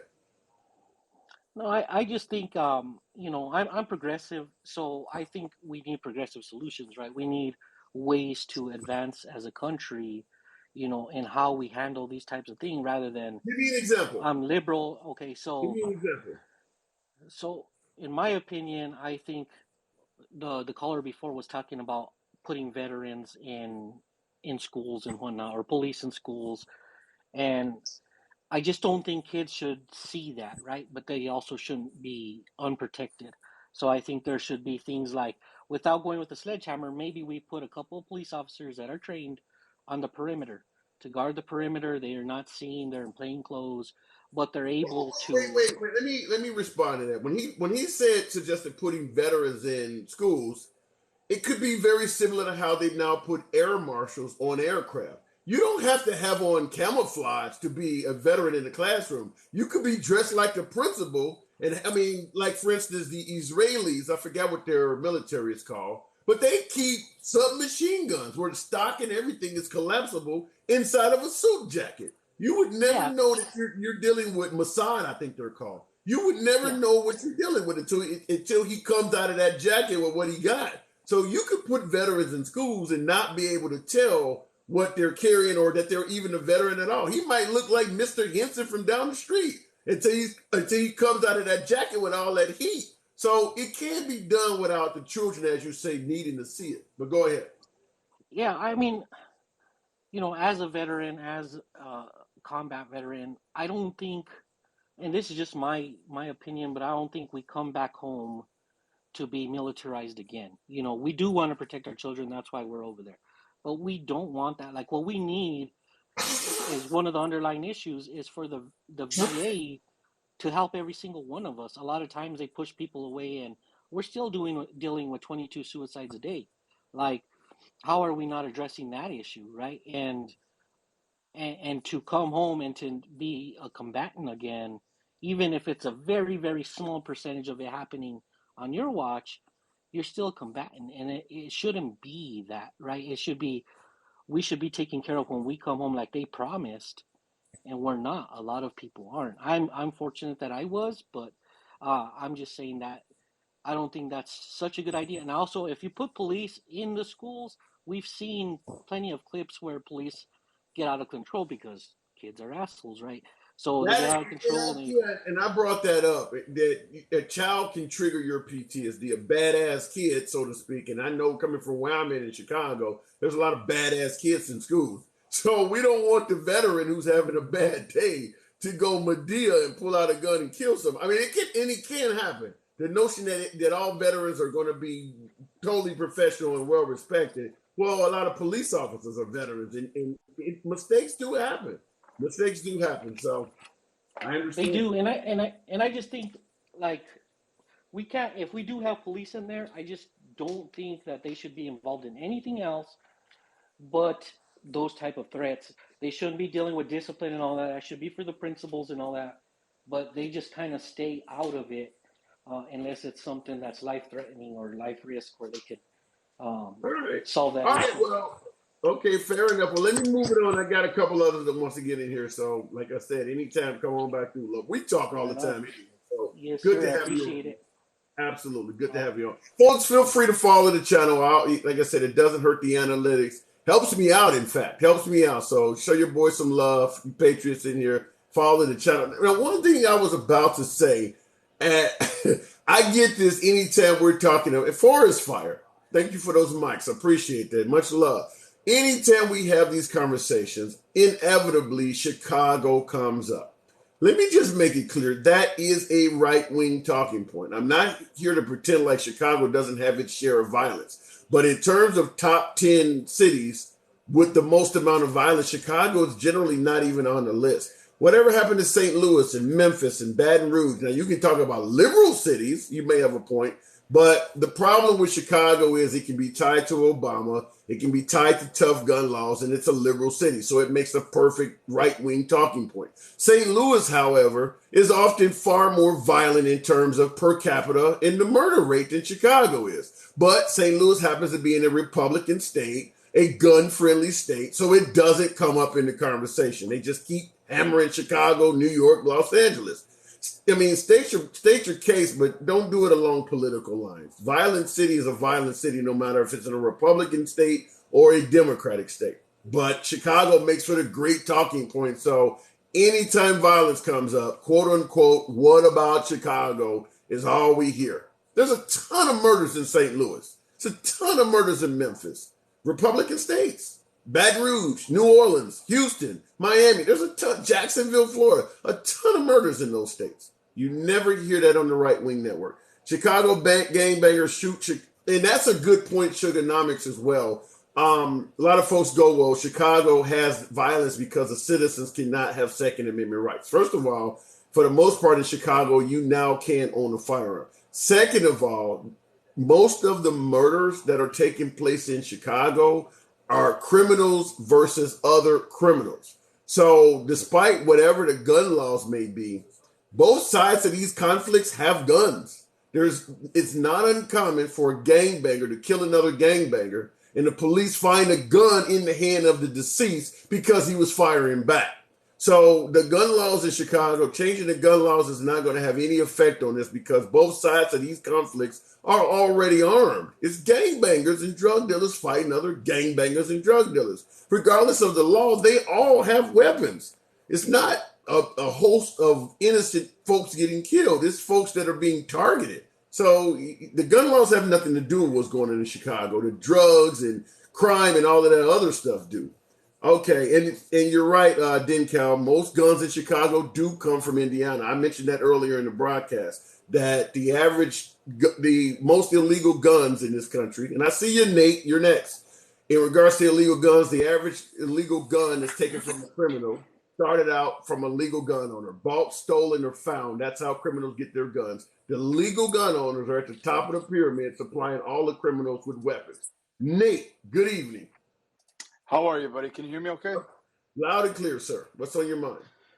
So the thing that I think everybody should really be analyzing here is the commonality between mass shootings. Because if we want to talk about mass shootings specifically, let's talk about that specifically, because this sort of negates the fact that there are still shootings that involve smaller numbers but more in quantity when you spread it out all over the continental United States. True. And true. Right. So there's a lot of those. And if you add all of those up together, they exceed Absolutely. far beyond Absolutely. what mass shootings, accumulate Absolutely. to, right? Yeah, but that absolutely. doesn't mean that mass shootings are insignificant. They're very significant because it makes headlines. It hits people different because when you talk about Chicago, you're talking about gangbangers on gangbangers. Like, you're talking about enemy territory. You're talking about people killing each other that is really of no relevance to most people, because it's like they're killing each other over stupid things. And sure, there's people that are innocent that get hit in the crossfire. But when it comes to mass shootings are in a mass Sorry, say that shooting. again? Yeah, what I'm trying to say is because you admit you're right, there's a lot of shootings that happen that by far dwarfs the number of victims in a mass shooting. The reason the mass shootings get far more attention, obviously there's a higher victim toll, but that's not it. It's mainly because, like Chicago folks are mentioning, you usually have bad guy shooting at bad guy, and occasionally one innocent may be killed or something like that. When you look at mass shootings like what happened today, 100% of the victims are innocent. The innocents are targeted. The whole purpose of the shooting is to go after innocents. That's why it gets more attention. And more people. The thing is your heartstrings and feel for those people. So, people that get shot in supermarkets, the innocent old grandmother, the mother taking her kid out, or the dad taking his kid. You look at a church that is full of congregates that are Asian. You look at synagogues. You look at all of these types of things. You look at schools. Everybody relates to all of these mass shootings. And the commonality between 2/3 of these mass shooters always goes back to childhood trauma. And so it's really hard to tackle that as a subject. It's really hard to avoid any child from going through trauma, right? We know that people are going to experience trauma during their childhood. We know that people are going to be affected in lots of ways, lots of negative ways. So we all know that we're not just going to be able to tackle this subject about childhood trauma. What it really comes down to is access, okay? Because when you look at most of the mass shootings that have occurred in the United States, most of those shooters obtained the guns. Most of those shooters had criminal backgrounds. Most of those shooters were able to legally walk in and buy a gun without a background check. Okay, and if it's not that, let's just dive off of that for a second. It just might be the fact that there are not enough laws in the United States to handle guns safely when it comes to storage. So an 18-year-old could easily say, my dad's got an AR-15 up in his closet. I'm going to take that and I'm going to carry something out because I have been influenced by what I see on my TikTok feed or what I see on... Let me stop you in regards to, like you said, there may not be enough laws, whereas the father has an unlocked gun at home. The phrase "shall not be infringed upon" comes to mind. If you start requiring by law that citizens keep guns locked up and things like that, they're going to suggest that you're infringing on their Second Amendment rights. Because if someone comes into your dwelling and they are a threat, the fewer locks that you have on your firearm, the easier it makes it for you to defend yourself. I'm just taking the other side of it to point that out. I could tell you, listen, I'm a conservative myself. I own 20 firearms myself. Okay, so I'm not saying that it needs to be that guns need to be taken away of some sort. What I want to let me put it this way: to give you background, I'm not American myself. I live in Toronto. I'm Canadian through and through. Okay, my grandparents came here from Italy, so I don't know what it's like to live in the United States. All right, what I could tell you is that per capita, Canadians have more firearms than Americans per capita. Okay. How many mass shootings do you hear about that happens in Canada to high schoolers, to elementary schoolers? How often do you hear that? You don't hear it. You want to know why you don't hear that? Because out of all of the mass shootings and crimes that ever occur in Canada, combined together, less than 2% are from legal gun owners and from legal guns. The difference is on your side of the border is most of those shooters obtain them legally or they were easy access. These kids can go into their parents' closet. That gun that's supposed to protect them in their home, they're able to get that gun, take it to a school, and unload at that school. Doesn't matter if you have a sheriff there or not. That doesn't mean shit. The thing is that Americans that are so hard on guns and for the gun lobby hate to admit the fact that access is so shit. When you live up here in Canada and you want to buy a firearm or you want to be a firearms holder, right? You need to go through a test just to get your license. It takes you 2 to 3 days to go through that testing system. It takes you 6 to 8 weeks just to go through the background checks before they even implement your card to be a licensed holder, okay? Every gun that I buy has to be registered. Every time I go to the gun shop and buy a gun, it has to be registered, plain and simple. When I come home, I have to lock my gun behind 2 locked doors, or 2 locks, essentially 2 locks. My front door could be 1 lock. The trigger lock could be a second lock. Let me stop you by saying we do have that phrase "shall not be infringed upon," and it sounds like Canada's infringing the hell out of you by requiring all of the tests, the locks, and things like that. And I, as a liberal, I tend to think that there may be some benefit to some of the things you're saying, but when they say "shall not be infringed upon," they mean the minute you turn 18 or 21 or whatever the law is in your state, nothing can stop you from getting the gun if you don't have a criminal record or some type of judicial ruling against you. You have infringements in Canada. You definitely are talking about infringements there. That would not pass. So the difference about Canada, though, is that, Canada wasn't established on the basis of slavery, land ownership, and all of these fundamental values that existed in 1776 when the English were trying to take over all the colonists that came to the United States. The United States was founded on different principles. And so the men that wrote your Constitution and all the constitutions that you're speaking on now and that everybody speaks about with their amendment rights was written when muzzleloaders existed. It wasn't written at the time when advanced weaponry came into existence. So let's be real now on how we interpret things. It's the same way we interpret things differently in the Bible today than we would have 1,000 years ago. Things change. Shit changes, man. People change. What I'm saying is I don't feel like I'm infringed upon whatsoever. It's just a process that we go through here, and that's exactly why you don't hear of mass shootings up here. That's exactly why you don't hear of much happening to us here that have guns. I belong to 2 gun clubs, man. I can go 24/7 whenever I want to shoot my guns. I could buy as much ammunition as I want to buy. I could buy as many guns as I want to buy. I have the right to do that. I just have to I have to go through testing to do it. So if you want to talk about it in the United States, how do you get a driver's license? You got to go through tests to become a driver in the United States. You have to purchase insurance to be able to drive that car. Same thing when it comes to guns. It's not a matter of, hey, you can't own a gun, man. You can't do that. It's a matter of you want to have the right to own a gun. You want to have the right to bear arms. Well, because we have 7 billion people in the world now, and the United States is so much bigger than it was in 1776, how do you implement control without taking rights away? So what I'm saying is if the access was cut off, right, and guns were, if the guns had a trigger lock on them, or if guns had been stored behind a cabinet, like I have a gun in my room. I put my finger on the actual lock mechanism. It opens it up in like a split second. I can take my 9mm out, and I got a clip right there ready to go if I ever have to defend my house.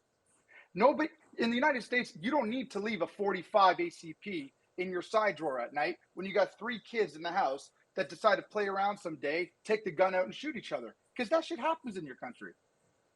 Right? So it's just it's not a matter of taking rights away. It's a matter of how you implement rights in order to maintain a level of safety. It's about being strict with safety. My rights aren't infringed upon. You know what I'm saying? I get it. Well, like I said, we definitely have a different background in this country compared to yours. But look, I do want to move it on. Folks in the comments are pointing out the difference between the countries, and yeah, your comments are not popular in this audience at all. Yeah, but I believe before you move on, huh? So I'll give you the last word. Go ahead. No. So before you move on, let's actually have that discussion, because everything I raised to you is a reason why we don't have mass shootings here. But in Canada, you still have the right to be a gun holder, right? In your country, you're talking about infringing upon your rights, and people in your comments are saying, man, this man doesn't know what he's talking about because he's not an American. He doesn't know what it's like to have his rights infringed. Let me say this. You have to understand, and I don't disagree with everything you're saying. I think you make some valid points, but you got to look at the mindset of this country. One of the things we're proud of in this nation is saying that we would be essentially impossible to invade because we have the largest freestanding army. We believe that we should have Second Amendment rights without anything getting in the way of it. You mentioned tests required to drive a car. Driving a car is not a constitutional right. Owning a firearm is. Owning a firearm for a lot of Americans is right up there with being able to breathe, being able to pursue life, liberty, and the pursuit of happiness. They don't want to have a test. I understand what you're saying. Some of it makes sense, but at the end of the day, that will not pass, which is why I asked a lot of folks before you, Americans, is mass casualty event something we just have to live with based on what you're saying? And well, if we do things your way, maybe not. But if we do things the way we're doing them in America, whereas we don't want to do things the way you're suggesting, they want to do it where you can have a 45 ACP in the desk drawer without some type of security device. Based on those events, we probably just have to understand that mass casualty events is something we have to live with. Yeah, and that's my take. I'll give you the last word on it. Go ahead. No, and listen, man, and I respect what you're saying. Believe me, I respect what you're saying. What I'm saying is that times are different now. They're not the same as they were in 1776. If cars existed in 1776, the founding fathers might have said you have the right, a constitutional right to have access to transportation for you to get to and from work to make a living. Who the hell knows? Cars didn't exist in 1776, but cannons did, guns did, muzzle loaders did, right? But the difference here is that you're a first world nation among many first world nations, but you're way behind when it comes to gun safety and the level of crime that happens in the United States. And that's because of access, and it's only access. So if you want to live, I'm not saying you specifically, but I'm saying you as in general. If you as an American want to live and grasp with that concept that I guess this is just the norm for us, it's a sick thing to think about because you've got kids that can't arm themselves at school, but an 18-year-old kid that's delusional was able to walk into his parents' house, go to the closet, grab the gun, obtain it, or he was able to go to a gun shop, hand over his license and say, I want to get this, this, and that. You want to know why? Because it's his constitutional right to go ahead and do that. And what I'm saying is that things need to be amended. Either you live with these constant mass shootings, you live with it, and you just think that it's the new norm in America, or you implement some level of change or some level of safety. Because you want to know something? If you implement that sort of change or that safety into your law system, it doesn't take away anything but adding a trigger lock on a gun in a closet. That's all it comes down to. Remember, there's a commonality here between those shooters. Those shooters, 4 out of 5 mass shooters in the United States obtained it legally, completely legally, or the access was right then and there. Most of these mass shootings we are talking about, that we're talking about on this live right now and everything related, was obtained completely legally. And I want your viewers to know, I am a right-wing conservative. I own 20 firearms myself. I belong to 2 different gun clubs. I could buy whatever gun I want to buy. I could buy as much ammo as I want to buy. I can shoot it whenever I want to shoot it, right? And my rights aren't infringed upon because I never had a constitutional amendment like you guys have. But it's that exact amendment right that you have from 1776 that has always been the talking point. And since nothing has been done for any level of safety, you've seen these mass shootings constantly. You've never seen a reduction in them. It's been a growth year over year. And I just think that Americans have to stop being so stubborn for those types of facts because it's irrefutable. Look what's happening on the TV. It's irrefutable. Okay. All right. Well, I got to move it on, man. I definitely gave you your spiel. All right. I don't disagree with everything you're saying at all. Some of the points, some of the things you're saying, certainly the liberal in me it resonates with, but I'm just simply saying in this country it might be hard, but I'll move it on. You have a good evening, man. Now, obviously, this audience did not have a lot of tolerance for a Canadian, but I think he made some points. But once again, I'm a liberal. You know who I like talking to, so I didn't expect that to come from this audience. But let me see. We got D. Watts. What's going on? Did you hear the last caller? Yes, sir. Understood what his points were on it. I'm going to make a couple of quick points and then let you move on because I know you're trying to cycle through, and I've been here a couple times. Anyways, starting off, I'm neutral. I'm not. I'm just a U.S. citizen and a patriot. That's how I identify as myself. You're welcome here. No worries. And that being said, a simple point. I enjoy, on occasion, still going out, nightlife, such things of sorts. I was in Nashville this past weekend. I went to an after-hours club. Simple point. It sounds, some people, I know I'm going to get hate for it, but it is what it is.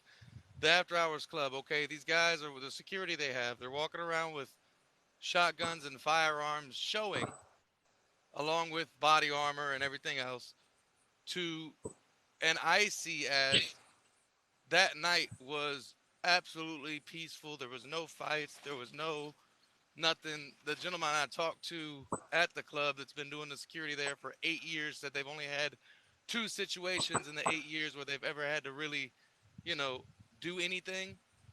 And so in a situation like that, I see, and a lot of people don't understand, there are, the rights. Yeah, that's great. In my opinion, I feel like a lot of these state laws, yes, you can have a gun, blah, blah, blah, but a lot of areas, people aren't just, like maybe it's in your glove compartment in your car and you go in the store, it's still in your glove compartment in the car. you don't have it with you if something like this happens. There are some states that make it where you can't have it on your hip, right? It can be in your house, it could be in your car. So I think that's kind of a logical reasoning for some of these, you know, I don't call it what you will, but people who don't think straight, um, to be able to do what they're able to do. And I So feel like, let me ask you this question: go ahead. Do you believe this is something that we just have to learn to live with? I don't believe that at all. I believe us as people have some sort of power and right to simply put that damn pistol on your hip and keep it concealed. People don't have to see it, or you could put it in a holster and let people see that holster, whatever you want to do. But I think that is a big deterrent because if the guy, let's say this, the train shooting that happened recently, if there's people on that train and he's seen multiple people with holsters, he might have still done what he did anyway. It may not have changed his mind. We don't know what's going through people's mind, but chances are, if people start doing that and accessing their actual legal rights, then I think a lot less would happen. Personally, just Well, simple facts. let me respond. Anytime because that is a common answer that the solution is more guns, and I just Well, point to right, hold on. I point to the fact that folks who own guns in a lot of different civil service positions have no problem finding folks who shoot at them. Cops, military, bank right, guards, armored car guards. They all have guns, and yet there is no shortage of people willing to engage them. I don't believe giving citizens, and keep in mind, I'm talking about folks who actually have to go to the range and train on their firearms. You right, start giving them the citizens, that citizen has a gun that's riding the bus to work, but most citizens who own firearms in this country have little to no training on them at all. They just have the gun. They couldn't shoot the side of a barn. Look at what's going on in some of the urban areas for folks who keep bringing up Chicago. Look how many innocent victims happen all the time. It's because the citizens do not have any firearms training.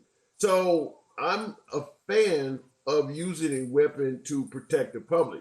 But just handing out weapons nilly-dilly to people with no training, I don't see how that's going to benefit folks. Did I lose you? yeah.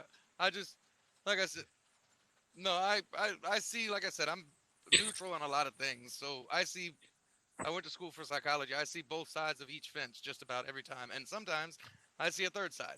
Kind of depends on the topic. But initially, like I said, coming from personal experience, going to a place where normally a lot of people would think, oh man, this is rough.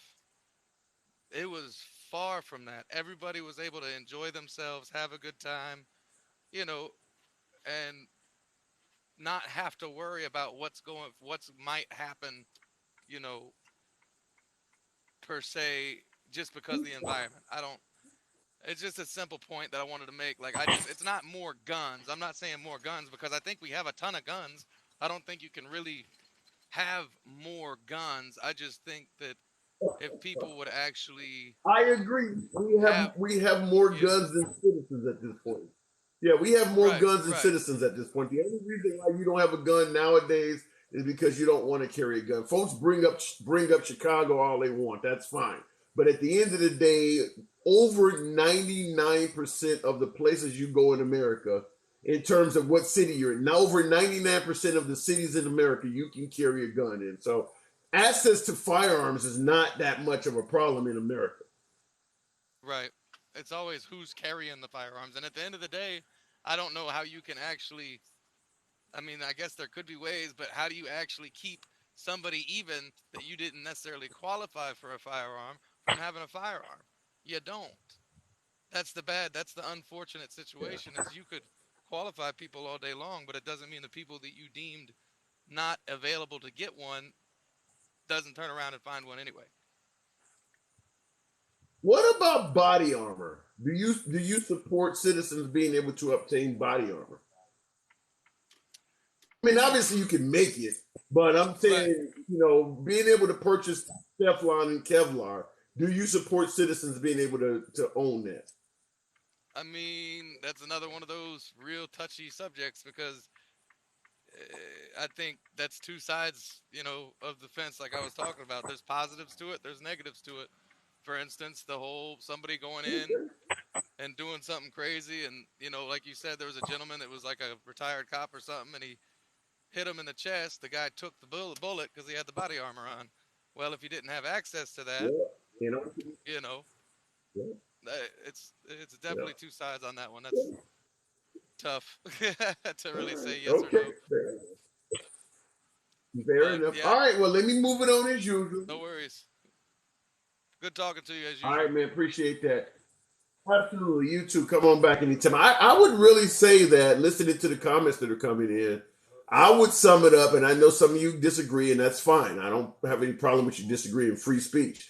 But I would sum it up by saying that, yeah, it looks like this is something we're going to have to live with. I mean, I'm talking to the audience. I got callers coming in, some from the left, some from the right, and they're throwing everything they have out there. And at the end of the day, one thing is clear.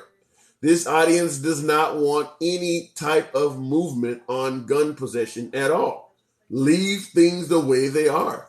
And you know the saying, if you keep doing what you always did, you're going to keep getting what you always got. Now, we've come up with some smaller situations like putting veterans in classrooms and things like that. But at the end of the day, a veteran can't be everywhere. There's always going to be some soft targets. If you put veterans in classrooms, who's going to be on the playground? Who's going to be 2 blocks down the street when the kids are walking home from school? There will always be places you can find them. So, T-Dog, you says normalize mass events. I don't want to normalize it, but I will. Yeah, to some degree it is normal, which is why in my comments, folks are angry with me suggesting that thoughts and prayers are useless. They are. If you have a mass casualty event, and you give your thoughts and prayers to the victims of that, and then you have another one next week and you did absolutely nothing after the last one, what good are the thoughts and prayers? You're not doing anything to stop the event from happening. Keep in mind, regardless of what side of the Second Amendment debate you're on, at the end of the day, we're not going to do anything to prevent this from happening again. So the thoughts and prayers you're giving to the folks who were lost today, or the ones who were lost in Buffalo, or the ones who were lost in the church in California, or the ones who were lost in the subway in New York, what good does it do? It's going to happen again. At this point, it is almost 100% certainty this will happen again. It's simply a matter of when. You're doing nothing to prevent it. You're fighting against any type of activity you could ever do to prevent it. It's not going, and that's why, and I agree with you, T-Dog, the thoughts and prayers are not working. That's why I'm suggesting that they're useless. It's not going to stop it. Okay, but we'll put carry on. That were cops there, both terrorists were wearing body armor. Yeah, and folks in the audience made it clear they support being able to purchase body armor. Larry, how are you doing this evening? Good. How you doing? I'm doing very good. I like your lives. It's the first time I've ever called in one. But It's good. It's good to have you. Good to have you. What's on your mind this evening? yeah, it's kind of brought back some rough memories. I'm from Oxford, Michigan, and my daughter made a mass shooting 6 months ago. One of her friends was killed. Like, 4 students were killed in this, so it's shaking her up today too. And again, I own firearms. I'm pro 2A, but I think we need to give a little bit. Not say taking weapons away. I think one of the main issues we need to deal with in our country is mental health. Almost every one of these cases of mass shootings, especially this one in Oxford, Michigan, it's just unbelievable all the signs that were missed. The school district missed it. They had a resource officer. So we had a police officer in the school that was armed. It took him 1 minute to get from one side of the building to the other. Still, they were able to shoot 7 people and kill 4 of them. So Yeah, you can get off a lot of rounds in 60 seconds. That is a long time. right. And then just hearing the history of this kid, and then looking back at all the other shooters, all the mental health issues, and this least recent one late in New York or Buffalo, they've had a history of mental illness, and nobody's taken it seriously. So I think that's one of the biggest issues that we need to follow up on. I think both parties could agree with that.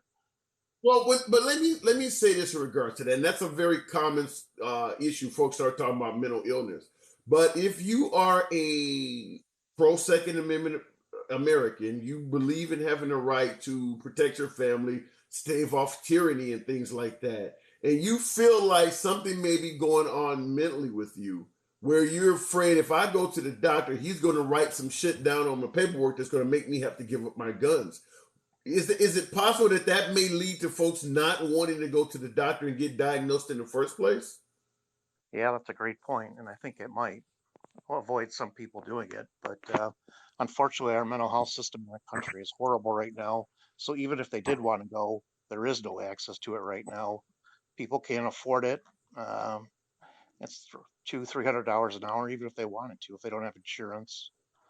And Well, let me ask you this question also, because I'm in regards to a comment. NGA Bro Coleman said parents are somewhat at fault allowing video games. Do you think video games has anything to do with? And folks in the comments, do you guys believe that video games has anything to do with encouraging mass casualty events? I mean, I've been a Call of Duty fan and player since they invented Call of Duty. I've been playing the game since the very first version on disc, on floppy disk. So the question I'm asking is, do you guys believe that in you too, Larry, do you believe that playing video games might encourage someone to go out and take a bunch of lives in reality?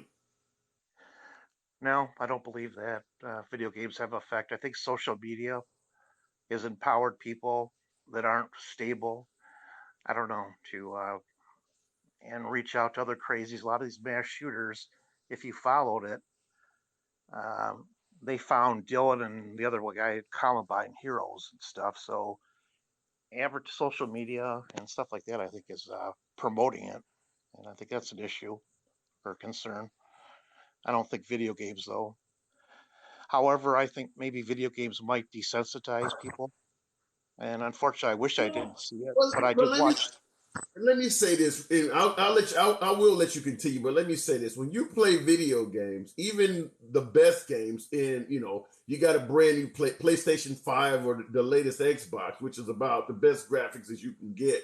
I would suggest that watching an episode of Law and Order, or you get your hands on a video like Saving Private Ryan or something, you can get rid of video games. I think the movies and regular TV is far more graphic. Yeah, actually, that's a good point. I read that Nuts from Buffalo's manifesto and some of the other stuff that came out, and that was one. He's self-taught. Everybody says, "Well, he must have been trained." He wasn't trained, and that he was a big Call of Duty fan and everything. And unfortunately, I watched that video. I wish I wouldn't have, but he took people out like that, and it's. I think it does desensitize some people to the violence, but is it the cause? No. I think it's mental illness, and then the families are missing this stuff. Not just families, but teachers also. That and some of the my fellow 2A'ers probably won't agree with this, but I think we need to get rid of the loopholes. There's no reason we shouldn't close the gun show loophole. We do have background checks right now, but I mean, why should we be able to buy stuff online? The guy from Buffalo was able to purchase parts to turn his AR into fully automatic. I mean, can't we come a little bit, the right come a little bit towards the left, and I don't know, work together on this a little bit, make it not as easy to get the stuff for younger people. You have to be 25 to rent a Well, car, 21 to drink. Why do you have to? Why can we have to allow these weapons to be bought at 18? Kids' brains aren't fully developed at that time, so I don't know. I'm just let throwing me out ideas. Okay, let me give you one more from the comment section. Someone put with several question marks after gun show loophole. In other words, they're suggesting that they're either asking you what is the gun show loophole, or they're suggesting that it doesn't exist. So for folks on the left who are not necessarily knowledgeable of what you're talking about, give a quick explanation of what the gun show loophole is. Well, how I understand it is if they be able to purchase it right then without the background checks. Could somebody correct me if I'm wrong on that? Okay, folks for folks that may be watching that has ever purchased. I've never purchased at a gun show. If you've purchased at a gun show, do they have to run a federal background check? Now, obviously, it doesn't. To me, I could get that because normally for them to run a federal background check, doesn't that take some time? And if you're at a gun show purchasing from a regular citizen, I would assume that the background check would not be the same as being ran at a pawn shop or at a gun show. But folks are saying yes. Now, Daddy Pooh says certain states you can buy private party at a show. So what he's saying, if you purchase in private party, then yeah, you can just sell a gun to your neighbor without any background check. So now somebody else says no, it takes a few minutes at a store or a show. So it looks like it changes in certain states, which looks like also what Cali is saying. Certain states allow you to buy guns and gun shows without. So apparently there is a gun show loophole. Maybe not in all 50 states, but it does apparently exist in some states. Yeah, if I could just say one more thing, and I'll let you go. But Go ahead. unfortunately, I think if somebody wants to do it, they're going to do it no matter what. In our town, we looked at putting metal detectors in, and even though we went through this tragedy, they decided against it. For 2,500 students, it would be about 2 hours to get everybody through metal detectors. Yep. So we do have police officers. Again, we don't want our kids to live like they're in prison or learn like they're in prisons. And so I don't know. Again, just my thought was mental health. Okay, fair enough. Fair enough. Yeah. Well, Thanks for the time. Absolutely appreciate you. Come on back through anytime, folks. And for you guys who are watching, feel free to follow the page. Helps me out, helps out the analytics. Definitely much love to that. Now, he made a good point in regards to we want to keep the Second Amendment, but some of the suggestions this evening has been metal detectors, soldiers or ex-military in schools and places like that. And like he pointed out, you're going to lose the freedom of time if you start putting metal detectors in, folks being patted down and searched everywhere you go. It's going to take you a lot longer to navigate through life. You want to get on the subway? Well, now you got to go through a metal detector. Officers got to stop you because your belt or your purse or a pin in your pocket is making the metal detector go off. How long is the bus or the train going to sit there and wait when a subway can have a couple hundred people on there? At every stop, can you imagine how long that might take you to get from point A to point B if that subway has to stop while everybody is being patted down? You're losing freedoms. That's the point I'm trying to make. You're losing freedoms, the freedom of time, being able to navigate through life in an expeditious manner. Because everywhere you go, you get the supermarket. You want to just go in and buy a gallon of milk and you got to go through a metal detector? So you are losing freedoms. That's all I'm pointing out. Who do we have here? Carrie, let's see what's going on. So how far are you willing to go to protect your Second Amendment rights? Because Second Amendment is a freedom you have at birth, but you have other freedoms and you're sacrificing those to maintain the Second Amendment. Carrie, what's going on? That's a good question you just asked there. How far are you willing to go? Well, I did 2 tours to Iraq and 1 to Afghanistan, and I give up a lot of my rights to have that right when I come back home. Granted, I did make it home, but there's a lot better men than me that gave up a lot more. And if people think that we're going to give up our rights just willingly, they better do some. Well, let me ask you this in regards to that. And I see Forest Fire is also saying in the comments he's willing to die to protect his rights. I get it. But the question is, if you get to keep your Second Amendment rights, the solution that you guys are pointing out, and everybody in here, this is mostly a MAGA friendly. This is a MAGA audience. I make it clear my audience, my preferred audience is MAGA. You're all in favor of defending and maintaining the Second Amendment. But the stuff you're pointing out to address what we're asked, what took place, because my primary question was, are we just going to have to live with mass casualty events as a condition that everybody can own a firearm? It's your constitutional right. Is the outcome that we just have to live with mass casualty events? And everyone who said no, you're pointing out ways to deal with it that takes away other freedoms. Now, I ask you that, Kerry. Do you believe that as a condition of everyone having Second Amendment rights, that we're going to have to just live with the fact that mass casualties happen? If you do nothing about it, yes. And what I mean by that is, number one, most people that are calling for gun control don't even know anything about a gun. Like, for Okay. example, I've talked to people and I've asked them, just a simple question, like with an AR-15. I'm like, what does the AR stand for in AR-15? And they'll tell me assault rifle, and I will commence to tell them, no, I'm sorry, that's incorrect. You've been misguided or whatever. It actually stands for Armalite, which is the company that designed the weapon. In other words, what I'm saying is people that are seeing this as a major problem, and I do see it as a major problem, but therefore, all I can do is try to educate people on firearms the best I can. And then, like you were saying, there are a lot of veterans out there, but we can't be everywhere all the time. So therefore, So it's just like you with a mentioned, you abortion. mentioned education. Do you believe there should be a legal requirement for you to be educated, or you just I, believe it I, should be? I think yes. I think there should be it should be implemented within the schools. I think children should be taught. If they see a firearm, a child will. Yeah, that's not when You I know what? say okay. When I say that's not the legal requirement I'm talking about. When I say legal requirement, when you go out to purchase a gun, should you be required to show proficiency on that weapon you're purchasing, where you can demonstrate that I know how to use this weapon effectively? Should you know how to load it, know how to unload it, know how to clean it, know how to take it apart? Should you be required to show that?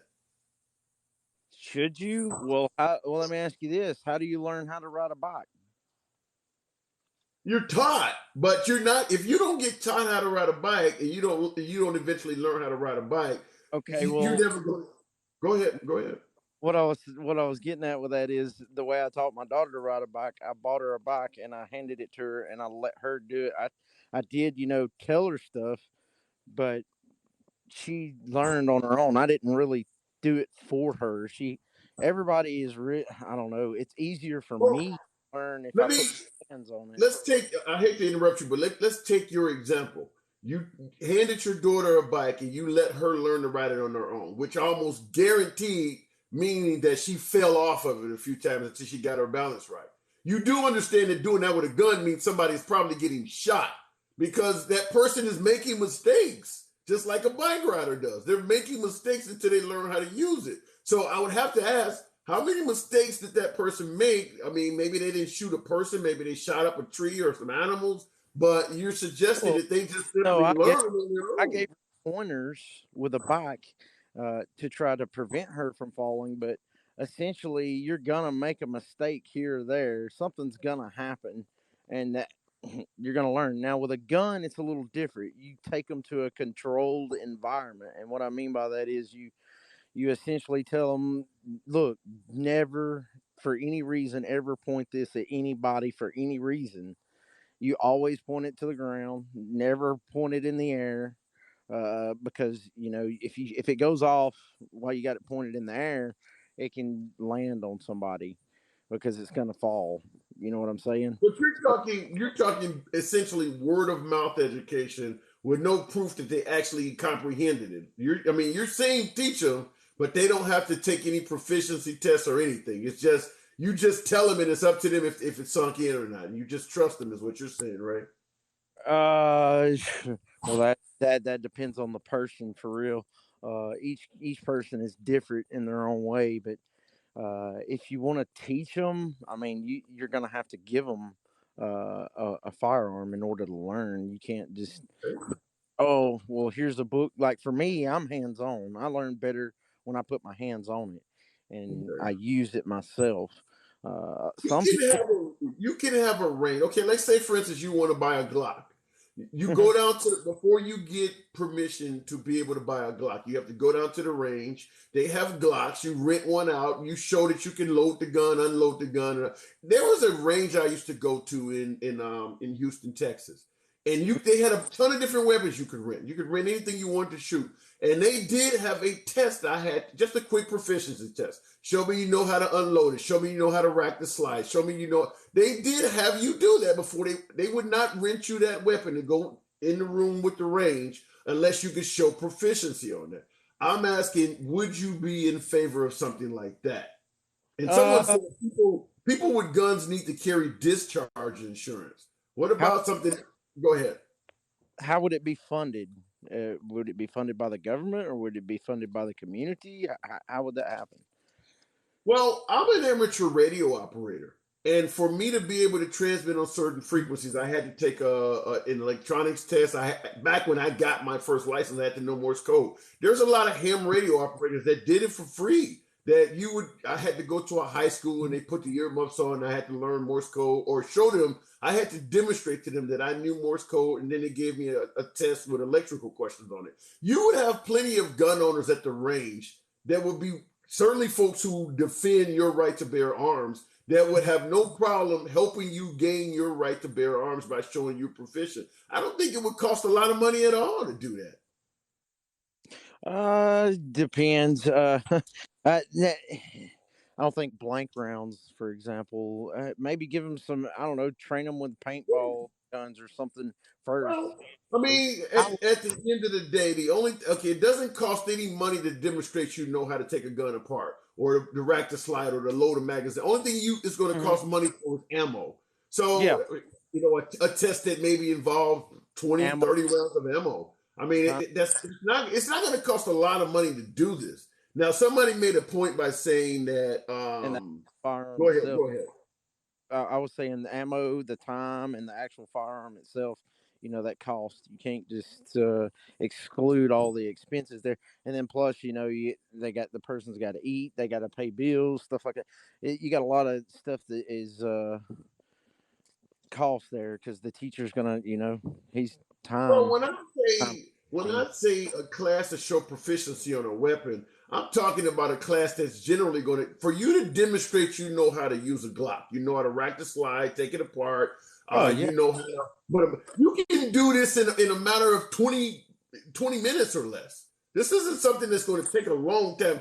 Probably can do it in a matter of 3 minutes if you really know what you're doing. But I mean, for a newcomer, how long does it take them to show they know how to take a weapon apart, put the magazine in, rack the slide, load the weapon up, fire at a couple targets? This is not something that's going to take a long period of time. Yeah, but at the same time, as far as becoming really effective and proficient with it, that's difficult because I mean, think about it this way: how many car accidents happen every day, and it's people been driving years. You know what I mean? So accidents will happen. A lot of it's from negligence, though, and then I just say, well, I'm not expecting you to be Charles Bronson. I'm talking about can you hit a paper target at 5 feet? The test would be very easy. We're not trying to make it hard where you got to hit a guy right in the eye or something. We're talking about 5 feet away. Can you just show me that you can hit center mass from 5 feet? Can you load a weapon? Can you put a magazine? The very basic. That's all we're talking about. We're not talking about super complicated. Yeah, I would be all right with something like that. I think everybody would have that. No, everybody wouldn't. I guarantee everybody would not be. Keep in mind when they say shall not be infringed upon, they mean I don't want a single law or requirement or rule that interferes with my firearm ownership. I mean, up to and including in this country right now, you can own a firearm even if you have no eyes. That is, you legally can own a firearm with no eyes. Wow. Yeah. that I don't know about that. I've got both eyes, so speak on that. Okay, fair enough. All right, well, let me move it on, man. I just wanted to point that out to you. Appreciate that. Come on back through. All right. Who do we have in? Miss Goddess. I know Miss Goddess is about to give it to me sideways, but I got to put them on. Free speech. How you doing tonight, Miss Goddess? I'm good. What's on your mind? Well, I'm going to say this to say that. As we all know, the guns are to protect, right? Okay, so guns get into the wrong hands, and the wrong hands give guns a bad name. I just feel like nothing's gonna happen. Never, ever, ever, ever, ever. Like the man, that was in there. He said if they take away the Second Amendment, he pretty much just gonna lose it. So they already know this. They already know that. So let me ask you this question then. If you maintain your Second Amendment rights, and as they say, shall not be infringed upon, let's say we do absolutely nothing to interfere with your Second Amendment rights. That's what the Constitution says. Are mass casualty events something we just have to get used to living with? Yep. Okay. Because All right. I'm gonna tell you why. It's not gonna never end because it's over 400 million guns in America, and then not only that you have a ghost gun, and like I said, like not all people that have guns is gonna mishandle it and go out and do something crazy, but it's just that the guns just get into the wrong hands. They have the power of the gun. It creates mass shootings. Like every minute somebody dies in the death of a gun. Even toddlers have gotten a gun that parents didn't properly lock and put up that shot and killed the parent or a loved one. It's just too many guns, too many hands, not in the right hands. People don't learn how to shoot. They just, it's just not gonna never go away. No, to answer your question, no. If people are going to just keep continuing dying, and this month alone, we can't even count the different. They said it was 27 mass shootings in the country at schools. So many that we don't even hear about all of them. Now, let me respond to some I seen in the comments, and I never thought of that. 00777 points out that the Constitution, in regards to the Second Amendment, says a well-regulated. Folks who are still watching what does well-regulated mean to you? Because obviously, when it comes to our Second Amendment rights, there's little to no regulation at all. You have a right that shall not be infringed upon. So, what was meant by well-regulated? What do you think of that, Miss Goddess? Well-regulated, because that has been mentioned. What do you believe that means? Because I get what you're saying is that as long as we do nothing, nothing will change. And I tend to agree with you. It's under the same phrase. If you do what you always did, you're going to get what you always got. Unfortunately, we're getting mass shootings, but if you do nothing to change it, I can't see anything changing either. It's just not going to change. And like, well regulated, that's not really enforcing anything. That's not really a law. That's not really like, no. It's just going to just continue to be how it is. I mean, I don't know. It's as if we're going to just get used to it, especially like the mass shootings. Like when somebody go to a school and just take innocent lives of children, that's going to touch many lives. It's going to touch the lives of people that lost loved ones, whether it's friends or family or whatever. It's going to always be a hurtful thing to lose someone to gun violence. Like I don't think that we can never get used to it. It's just going to just keep happening. Yeah. So I titled the video, and I've been hammered by this, and you can tell me if I'm crazy, or you can tell me where to get off at as well. But my comment says thoughts and prayers are useless, and I'm talking about in regards to mass casualty events. Did I miss something by stating that? Because I strongly believe that if you do nothing to stop it from happening again, what are the purposes of the thoughts and prayers? You just keep doing it over and over again. I'm gonna look at that a little bit differently.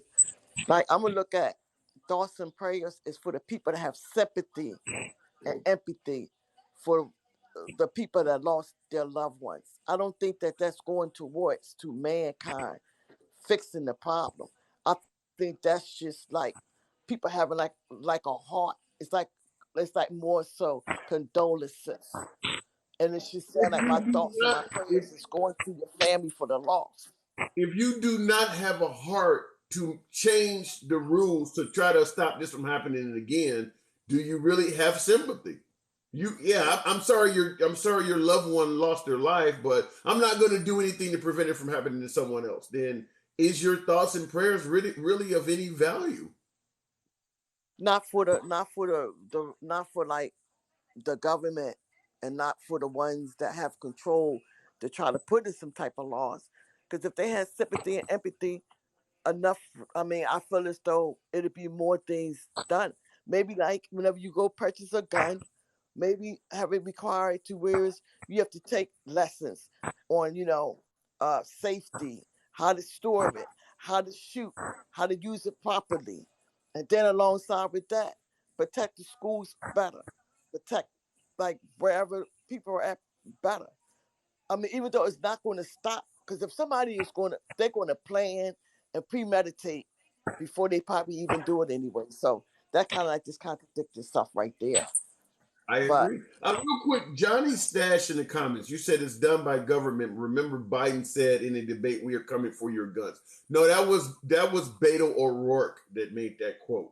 He was running for Senate in Texas, so that didn't come from President Biden. Okay, Miss Goddess. Well, look, let me move it on. I think that we're kind of in the same camp on a lot of this, but with the exception of thoughts and prayers. But my opinion on thoughts and prayers is, if there is a mass casualty event and I offer thoughts and prayers and do nothing to change the rules, and then next week there's another mass casualty event that involves your child, my thoughts and prayers did nothing to save your child. I saw it happen last week. I did nothing. In fact, I fought to keep the rules the same as they are.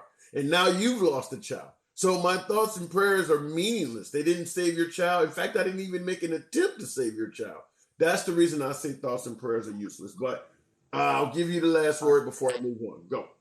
okay, yes, I can agree to the extent of when it's dealing with the government and the regulators that could do something about it.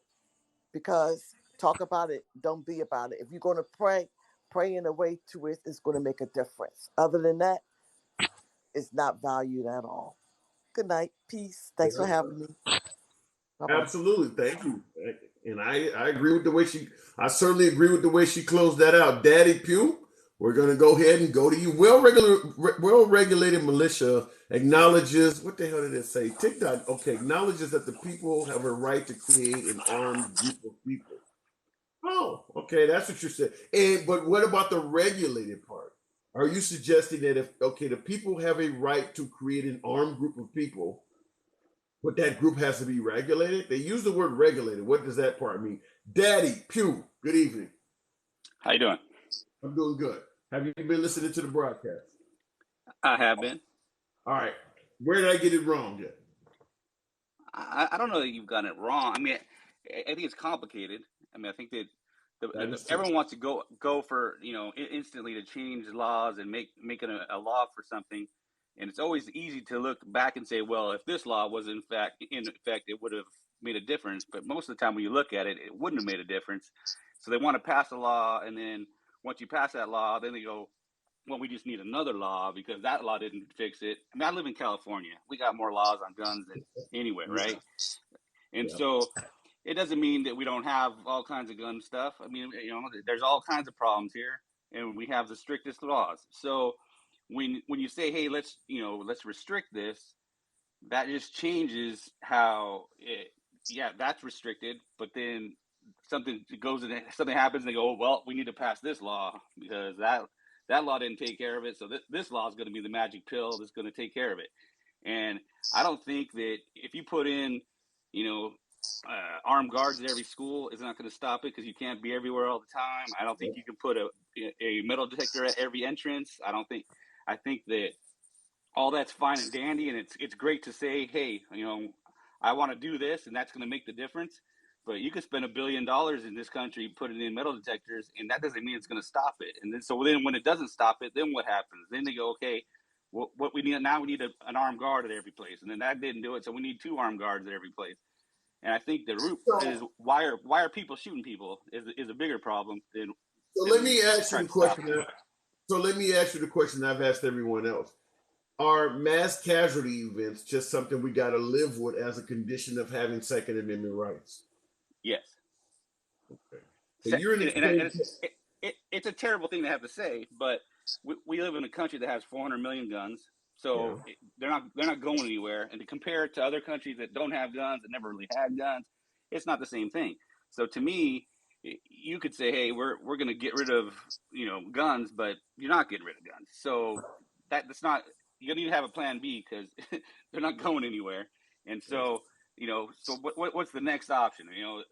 Why are people, and you're talking about video games, and I think video games are an issue. I think if you've watched that video in Buffalo, which, I regret watching it because Oh, you've actually seen the live stream video? yeah, and the second I watched it, I regretted instantly seeing it because it was. I mean, I've watched lots of videos. I own guns. How did you get access to that? I watched crazy stuff. Maybe it's wrong of me to ask, but Yeah, I would like to see it. I was actually on a TikTok, and in the comments it had a site that had it, and so I just went to it and. I would like to see that. I know it's morbid of me to say that, but shoot me a message and I'll shoot me a message direct, and I'll send. I don't want to say it out loud, but how do I? It doesn't.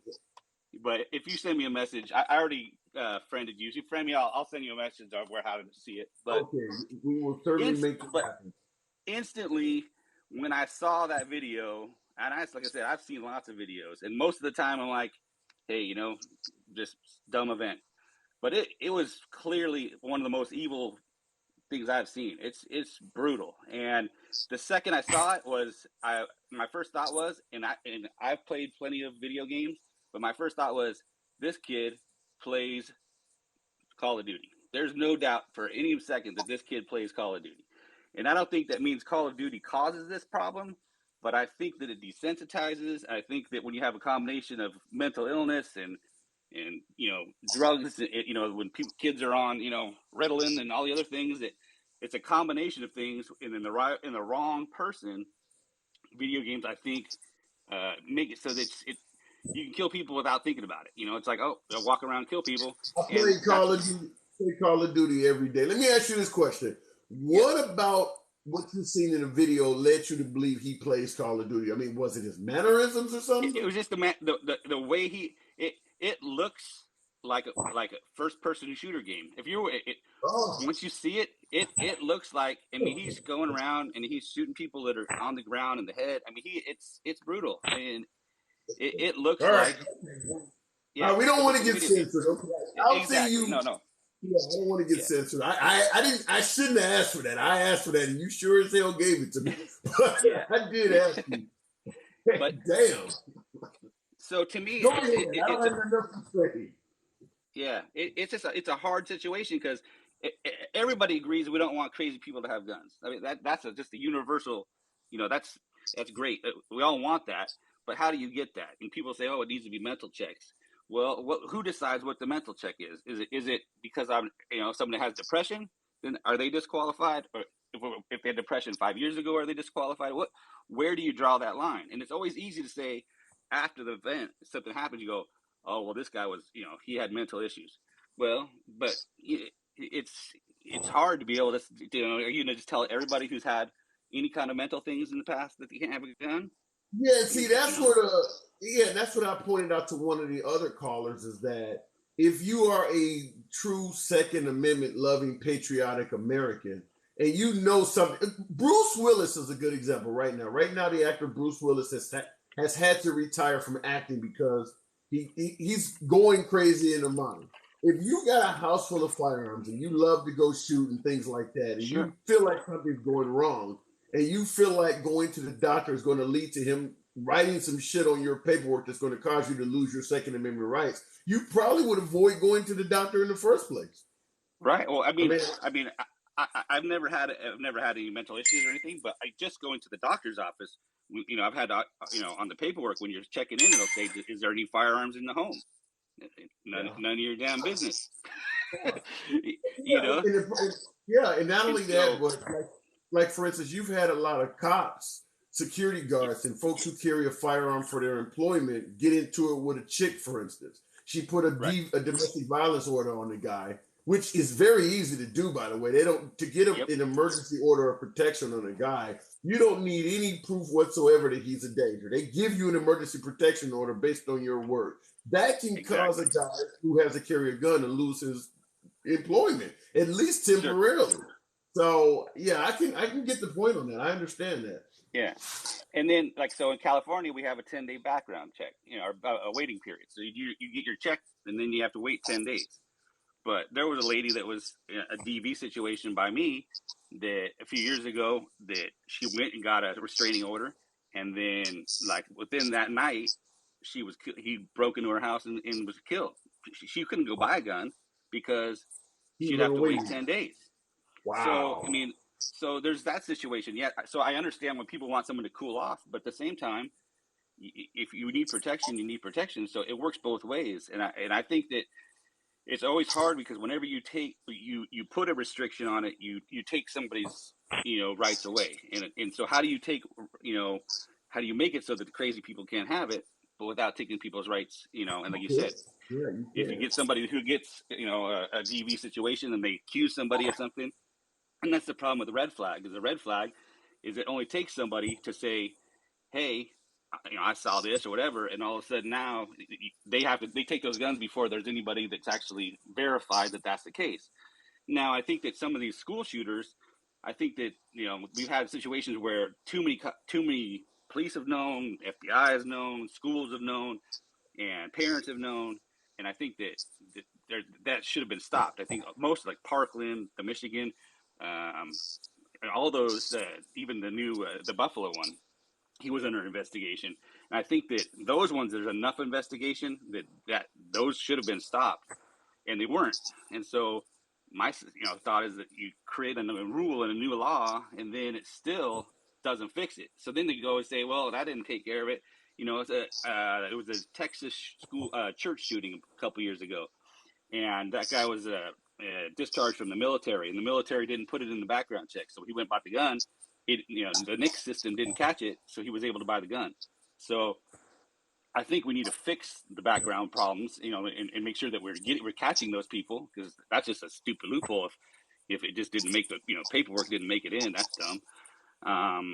But Well, I feel like it's. but at the end of the day, because we have so many millions of folks who own firearms, and even more firearms in the country than people, there are always going to be folks that are going to slip through the cracks. We just do not have enough resources to properly screen tens of millions of people. There's just no. We don't have the funding. We don't have the time. We don't have the manpower. And that's why my original question to everyone was, as a condition of owning firearms, do we just have to understand that this is going to be part of the American lifestyle? Is mass casualty events?